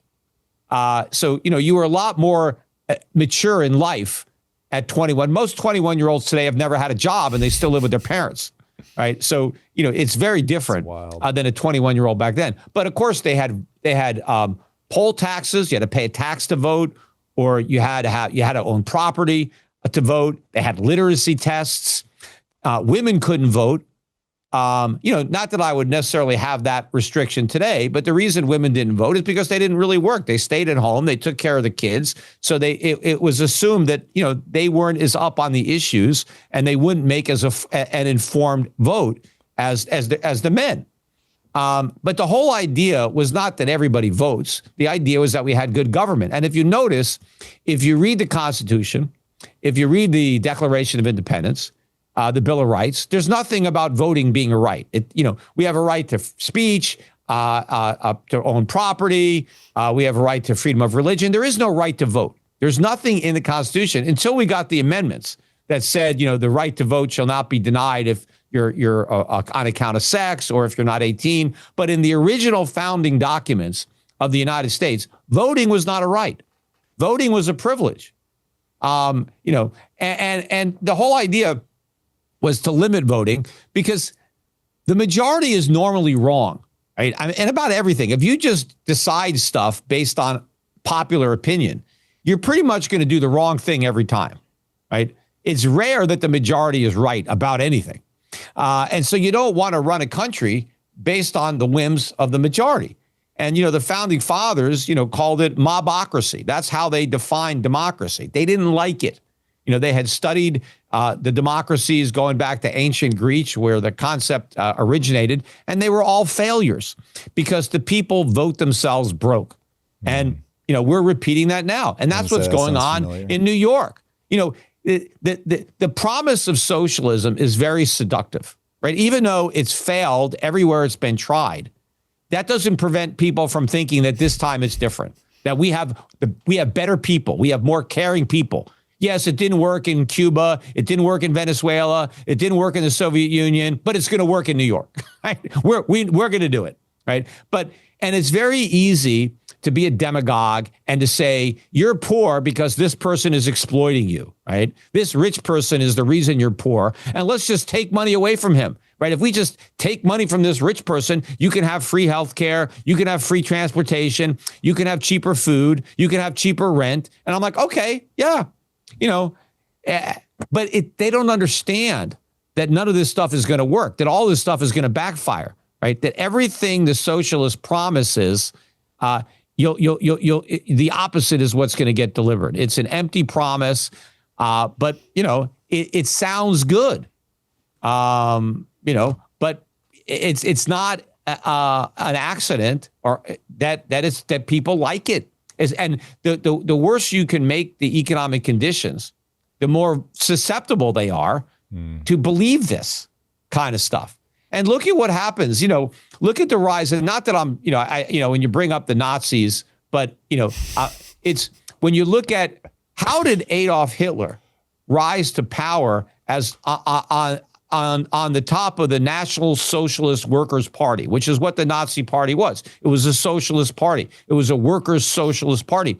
It was because Germany was a mess economically. They had just had hyperinflation from the Weimar Republic, right? They had lost the First World War. They were trapped under the onerous terms of the Treaty of Versailles. So there were a lot of problems. And that was a fertile environment for a guy like Adolf Hitler to come into power. I mean, if everything was great in Germany, he never could have risen to power. But he was voted into power, democratically elected. He didn't take over by a violent revolution. He was voted in. The Nazi Party was voted into power, right? So that's what can happen, right? When people are voting, and especially when they're voting when times are tough, and times are going to get very tough. I mean, they're tough now. They're going to be a lot tougher soon. Yeah, that's a thing that really worries me, is because people do not understand the cause and effect of economies. They get in a position where times really are tough. Things really are as hard as they think they are. And then they vote for the exact economic style that will exacerbate the problem 1,000-fold. And by freezing rents, you end up getting the Bronx basically in the 70s and 80s, where many landlords realized, it's much more cost efficient to burn the building down and collect the insurance than it is to try to upkeep the building, given that they're making it impossible for me to collect enough rent that I can upkeep it. They're looking at the landlords like they're slumlords. And it's like, well, if you've got an asset that makes less money than it costs to upkeep, now you're literally asking for charity. So there's no way they're going to do it. They're going to find a way out of that. And given that not only have we tried it, we've tried it in New York recently. Like, I was alive when that was happening. And so that one to me is just, as somebody who I really feel like young people have been done super dirty by the accumulation of debt, by deficit spending, by printing money, just eating them alive with inflation. To your point, the government does not want people to know what inflation is. And they keep voting for things that make it worse. It is just, and I don't know what words to yell into the void to get people to understand that, okay, listen, this is going to be hard. Nobody's going to have a good time, but at least it doesn't get catastrophic if I lean more on the Ray Dalio beautiful deleveraging side, where it's not just pure default, but it's partial default. It's partial additional tax on the wealthy, especially. It's partial redistribution. It's a little bit of money printing, but all sort of in. Yeah, the problem though with taxing the wealthy is it doesn't diminish what they spend. It diminishes what they save and invest. So that's the problem, because we need investment capital. We need that. And so to the extent that we're taxing the wealthy, it needs to be a consumption-based tax, not a tax on their wealth or their assets, but a tax on when they buy luxury goods. You could tax that. But the other problem with democracy, right, is you have so many voters that have been bought and paid for. Once the government can make you dependent on a government check, right? That's why the government loves to cripple you, so they can give you a crutch that you're now dependent on. And now you vote for whoever promises to continue providing the crutch. And if anybody threatens to take it away, you're going to vote against them. So you have all these people now that get welfare checks, housing vouchers, Social Security checks, SNAP benefits from the government. And so they're going to keep voting to keep getting those benefits. And there are all sorts of government subsidies too, where, the people who benefit from government, even if they also suffer, from the same government, but when you get money from the government, you know that you've got it, right? So, and the people who are benefiting from government subsidies or programs can organize together to keep those programs. But the taxpayers who pay the bills, they're not in an organized group. They don't necessarily know. Or even if it's not a tax, even if it's a law or a regulation that artificially increases prices so that certain people can get a windfall at the expense of others, the average American doesn't even realize that he's getting screwed or why they're getting screwed. But the people who are benefiting know exactly why they're benefiting, and they give money to the politicians who continue to perpetuate those benefits. So the people who benefit from government are organized and they vote and they contribute, but everybody who pays the cost, whether it's through taxes or inflation or whatever, they don't know. They're diffused.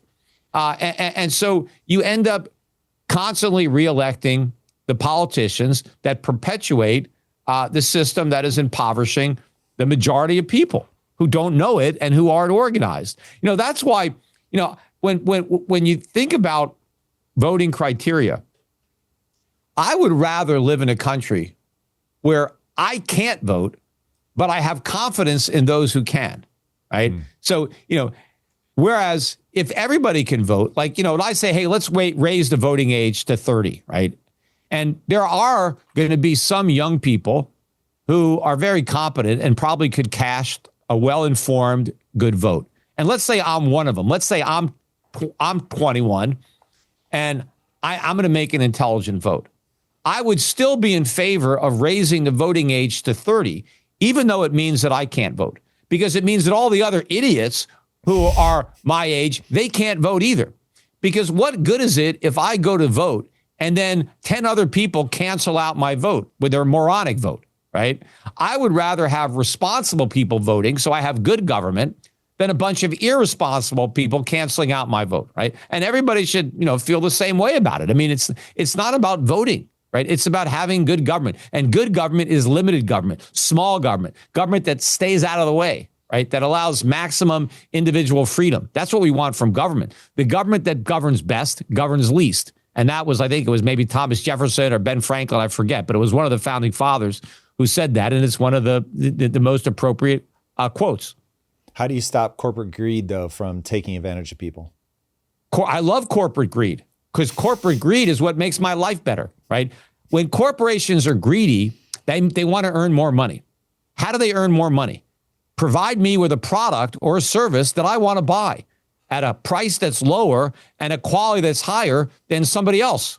So greed, right, when it's channeled into profit maximization is a good thing, right? Fine. Now, if you're talking about, well, what about a corporation that is stealing from me or defrauding me? Okay, well, we have laws against that. You or giving you things you don't need. Yeah, well, we have laws against that. Look, I can't steal your money. I can't go into your house and steal your money, right? And a corporation can't do that either. I can't defraud you, and neither can a corporation. But a corporation, if they just earn your money honestly, right, then that's fine. Yeah, but think of things like Roundup and stuff like that, where people know, like, these guys have a sense that this is creating a problem, but they're just like, fuck it. Like, it's a cost of doing business. But look at what happened to Monsanto, which unfortunately got bought by Bayer, who had nothing to do with Monsanto or Roundup. They sold the company to Germans, and now they've been paying out billions and billions of dollars in claims. So, the market is doing something about that, and yeah, I mean, yes, I think that, like all these cigarette companies, to the extent that they knew cigarettes were harmful and they didn't tell people that they were harmful. Although, I mean, come on. I mean, it's hard to believe that you could suck all that into your lungs and not think you're doing some damage, right? I mean, it should have gone like obvious that smoking cigarettes is not a good thing if you're concerned about your health and your longevity. But obviously now everybody knows that cigarettes are bad for you. And if you want to smoke them, then that's on you, right? I mean, they got warnings all over the packaging. There's all, I mean, if you smoke cigarettes today, you've made that choice. And that's what freedom is about. It's about the ability to make choices. Some of those choices are going to be good. Some of those choices are going to be bad. There are some people that think, you know what? I know that I might not live as long smoking cigarettes, but I get so much pleasure from cigarettes. And I'm not a smoker and I've never smoked, but you talk to smokers and how much enjoyment they get, how much they look forward to and like cigarette smoking. I mean, it doesn't even make any sense to me. And I have no interest in trying to pick up the habit just so I can experience it. But for some people, they'd rather live a shorter life and enjoy smoking. That's their choice, Yeah, no doubt. What's the most controversial belief that you have around this kind of thing, economics, government, et cetera?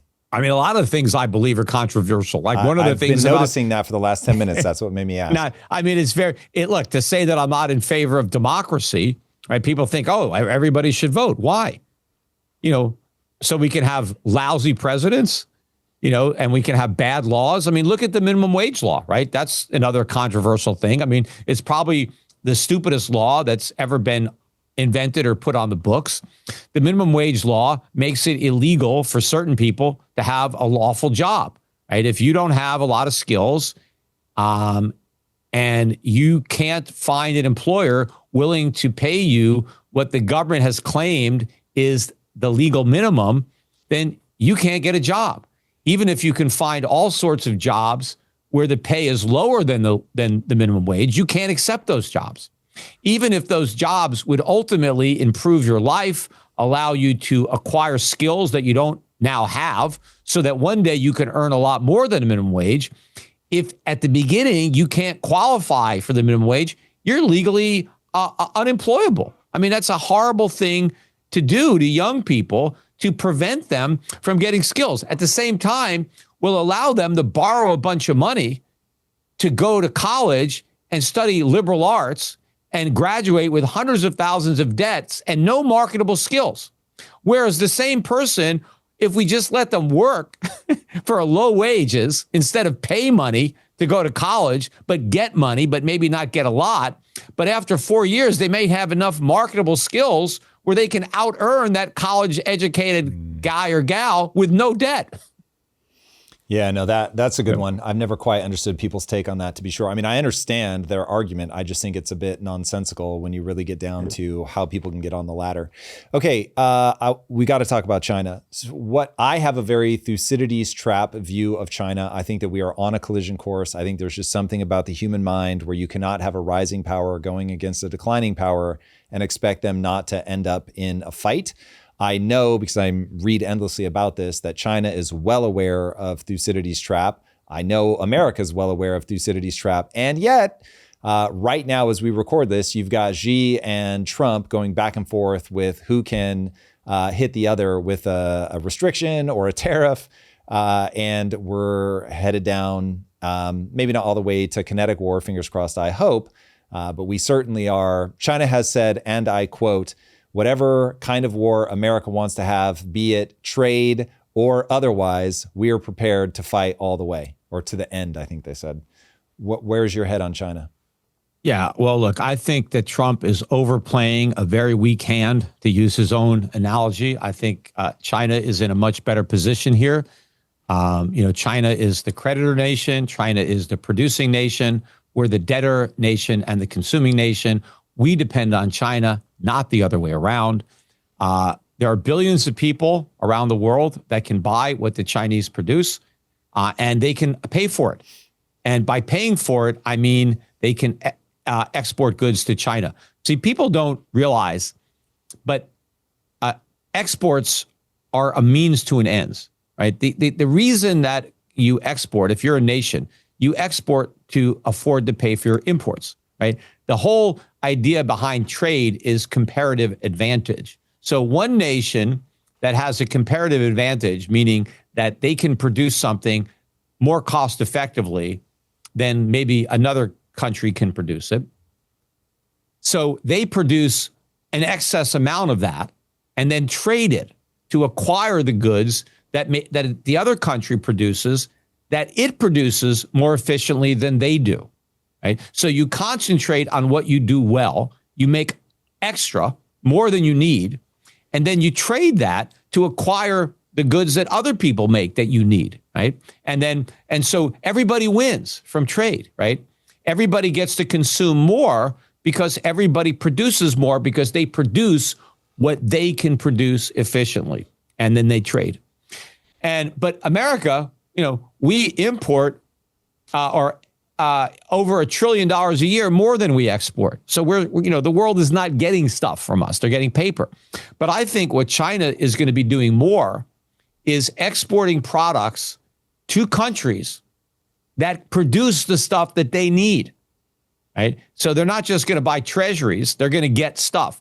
And if you look at what's happened, trade with China year over year is up dramatically. Their global trade is going way up, even though their trade with America is going way down because they're trading more with other regions of the world. They're trading more with South America. They're trading a lot more with Africa. They're trading more within Southeast Asia, trading more with Europe, right? Because China makes stuff that everybody wants. They make great stuff. Why do you think we buy so much Chinese stuff? It's not because it's crap. It's because it's good. We need it. We want it. And there are people all around the world that want that stuff. And so China will just sell it to other people or even better, they'll consume it themselves. What's preventing the Chinese from consuming more right now? It's the exchange rate. So if the dollar tanks and the Chinese RMB goes up, let's say you double the value of the RMB, right, relative to the dollar, now all the goods that China produces, for the Chinese, the price is cut in half. Well, gee, a lot of Chinese will now buy stuff. Oh, I can afford it now. The Chinese factories, they don't have to sell the goods to Americans because, well, the Americans are broke now because the dollar has been cut in half. They would have to double prices to get the same amount of money, but Americans aren't going to have twice as many dollars. Just because the dollar lost half its value doesn't mean we have twice as many. I mean, that's why with these tariffs, Trump was elected promising that the foreigners were going to eat the tariffs. It was an external tax, right? We're not going to tax Americans. We're going to tax the Chinese. We're going to tax the Mexicans. We're going to tax the Canadians. That's bogus. We pay the tariffs. The tariffs are on American consumers. They're not on foreign producers. And, now, it's such a hassle even, I put this on X the other day, but my wife had bought me a couple of pairs of shorts. And I liked them. I really like these shorts. And I said, hey, can you get me a few more in different colors? And she bought them online, but the company is in France. And they said, oh, we're not shipping anymore to America because of the tariffs. And we're not even shipping to America anymore. And so they just said they don't even want to deal with it, even though the Americans would have to pay it. Just the hassle of having the tariffs, on the being collected, and they just were like, screw it, and somebody said, well, I'll just buy American shorts. Well, no, because the shorts I wanted are not made in America. And I don't need new shorts. I got plenty of pairs of shorts. I just like these particular shorts, and now I can't have them. Now, of course, if I'm on vacation, if I'm in St. Bart over the winter, yeah, I could pick up a couple of pairs there, right? But I can't order them here because they won't ship them in. But to the extent that they are sending them, the prices are going up. My friend here, was buying these soccer jerseys, and he had to buy some more, and the price skyrocketed because of the tariffs. So it's not like they're not just saying, oh, Americans are having to pay tariffs, so we're going to reduce our prices. No, they haven't reduced their prices. Americans just have to pay the price plus the tariff. Yeah. Now, so economically, get that. I maybe have a slightly more pessimistic, I'm not sure if that's the right word, view of where the Chinese economy is. I think they have their own 2008 moment happening right now. But where do you think from a standoff between Taiwan, do you pay much attention to the things that Xi says and where they're trying to take the country in terms of their first regional, but then ultimately global position? I definitely look at, what's going on in Taiwan. I mean, we own Taiwan Semiconductor. I own that stock. It's a key business, and I have investments in Hong Kong, and so obviously that's important there. But the way I think this whole thing is going to end up, I think that at the end of this crisis, China is going to emerge on top. I think that China is going to be the dominant economic and probably military power for the majority of the 21st century. I think that, you're going to see a significant decline in the value of the dollar, and that's going to automatically mean that the Chinese economy, their GDP, is going to be much higher than the United States. And of course, they have 4 times our population. Right. There's 300 million or so Americans. There's 1.2 billion Chinese. And for most of human history, China was the dominant economy in the world. So, it makes sense that they'll be the dominant economy again. But if you look at what's happening there, the demographics and the industry and the savings, they're in much better shape. They do have problems. I'm not saying that it's perfect in China. They got a lot of problems. And a lot of the problems are the consequence of the dollar's reserve status and a lot of malinvestments that have been made based on, perpetuating America and vendor financing the American consumer as their customer. I think they made a bad bet. They shouldn't have done that.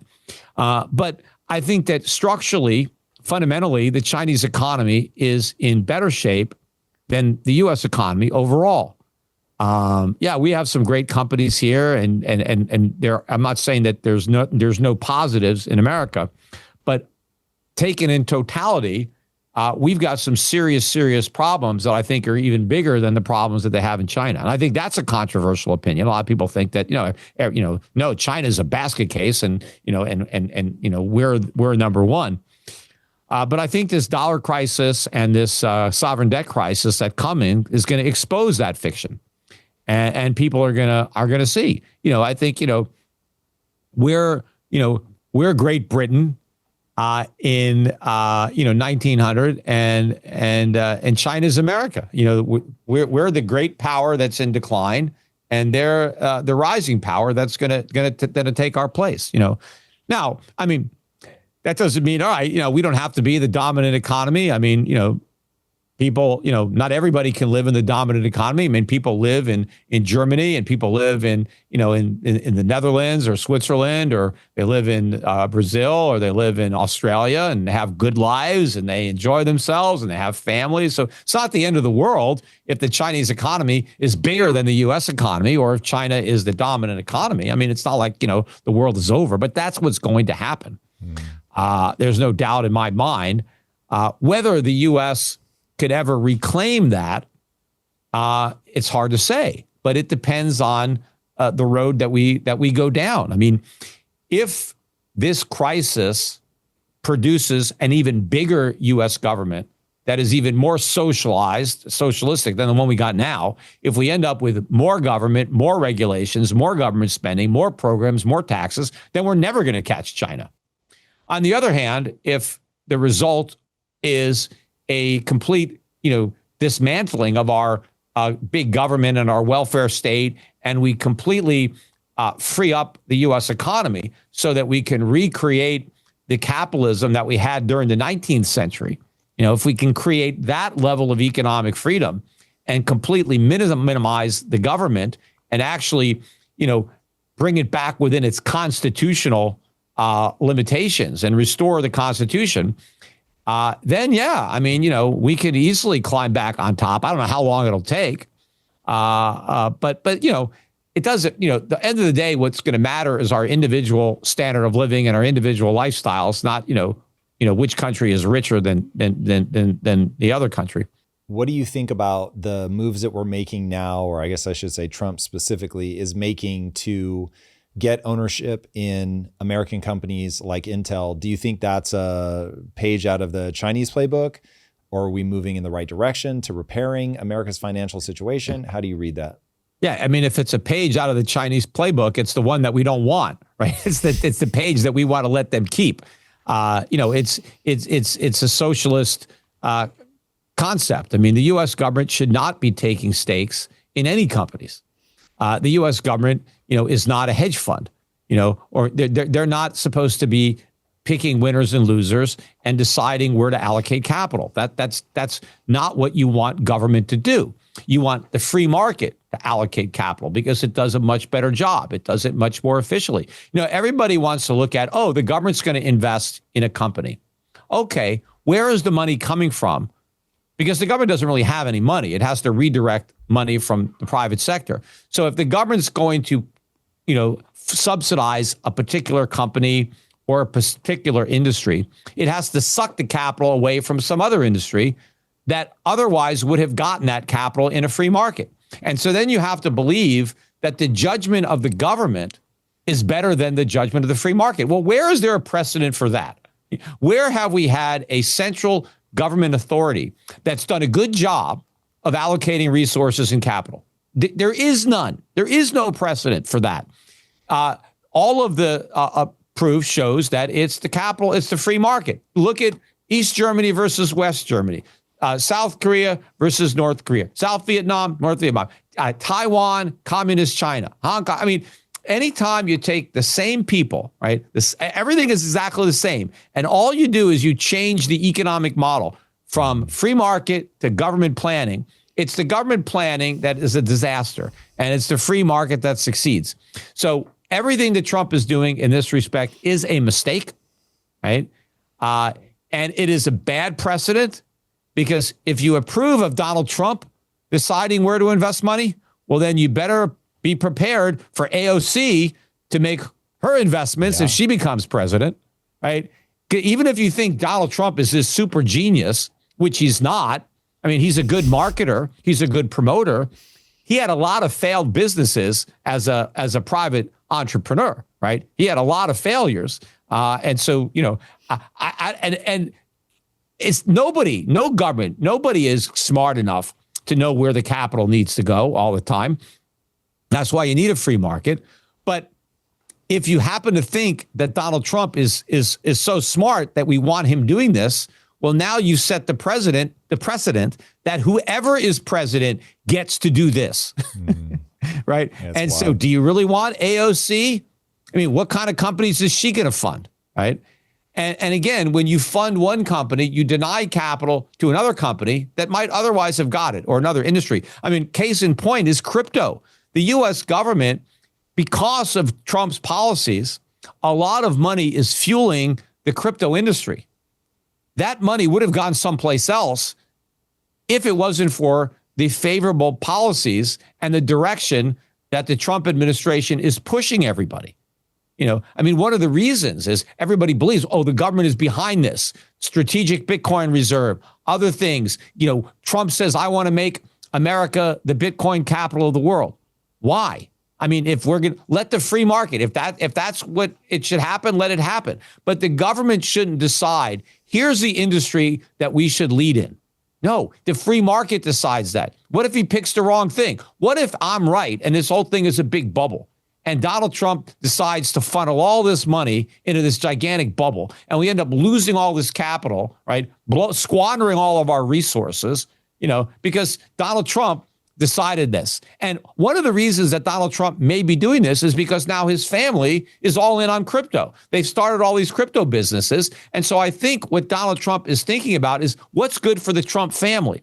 What's good for my kids? Well, they're in this business, so I'm going to steer money into my family business, right? That's another reason why you don't want politicians using the political power to advantage their own interests. What do you think politicians should be able to invest in? Well, I think they should be able to invest in whatever they want. They just can't use government policy to then manipulate markets to favor what they own. See, if the government just follows the Constitution, we don't have to worry about what they invest in because they don't have the power to rig the game, to tilt the playing field.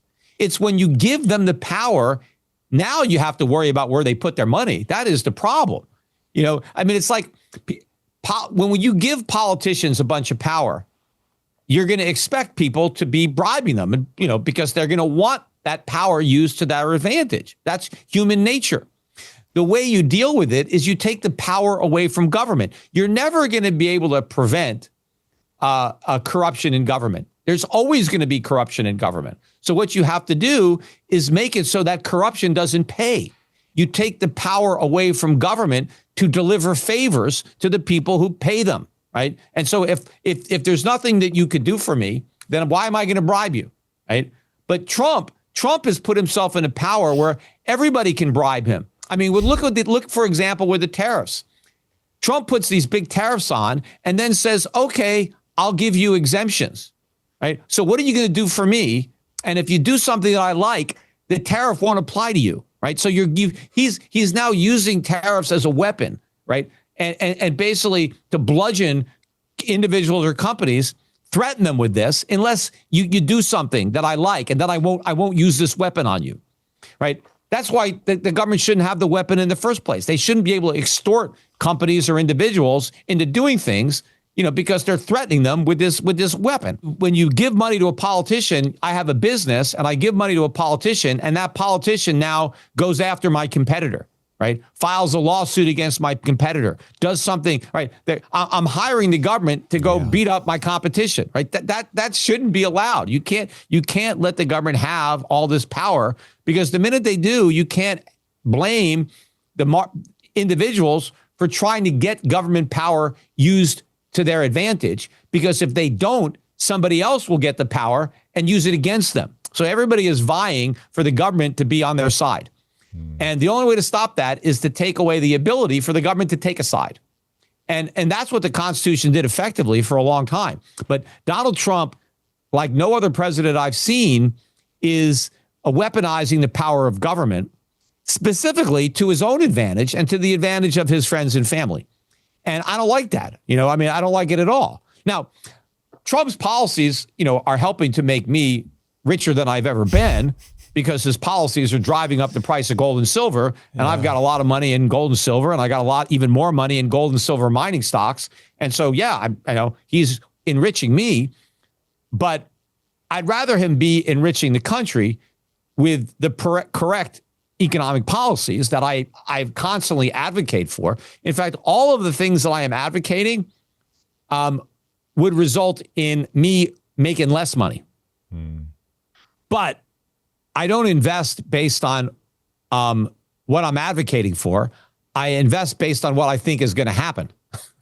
And so I'm confident that the government's going to do the wrong thing. I'm confident the Fed is going to do the wrong thing. And that's why I have all these gold stocks. Yeah, I hear it. Peter, every time I get to spend time with you, I am over the moon. I can't thank you enough. Where can people hang out with you virtually and follow what you're doing? And thanks a lot, Tom, for having me on. Always a pleasure. And I'm happy that you give me the opportunity. First of all, I do my podcasts. I usually do one a week, sometimes two a week, sometimes three. I mean, if I have the time, but I have less time these days.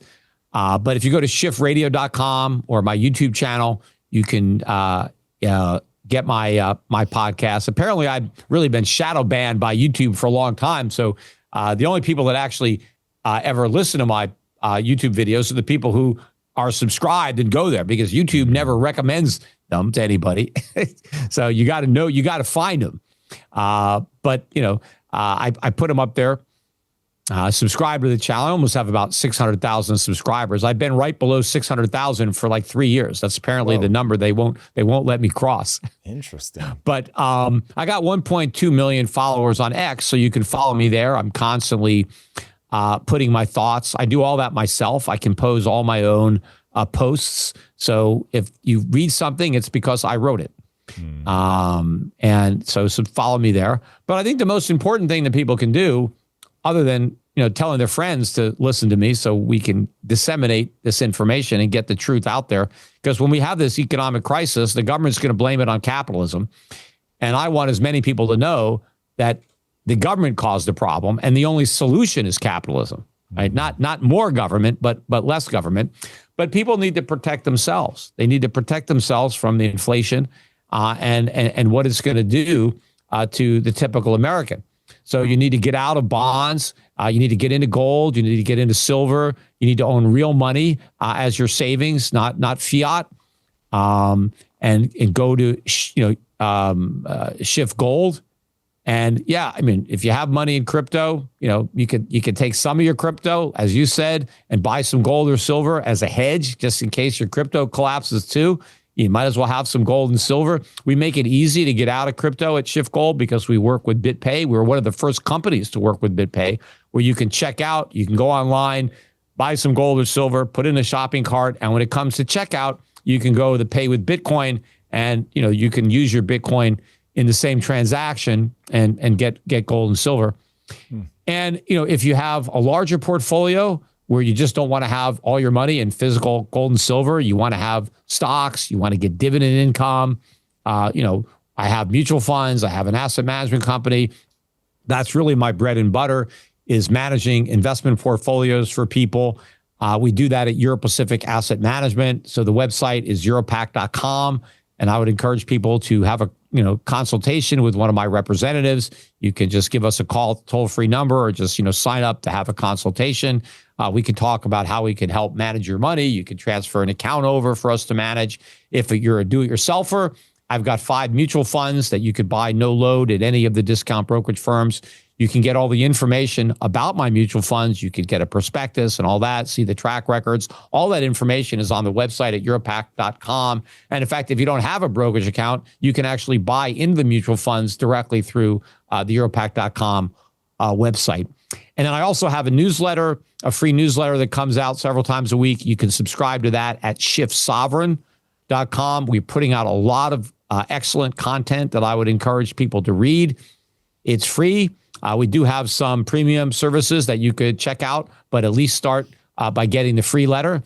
And Schiff, you just have to enter your email address, some information at schiffsovereign.com, and you'll start getting them in your inbox. I love it. Peter, thank you again, man, for taking the time. I really appreciate it. And everybody at home, if you have not already, be sure to subscribe. And until next time, my friends, be legendary. Take care. Peace. If you like this conversation, check out this episode to learn more. The U.S. is adding $1 trillion to the national debt every 100 days. And the interest payments alone now cost more than our entire military budget. Our rate of debt accumulation has pushed us into something called fiscal dominance.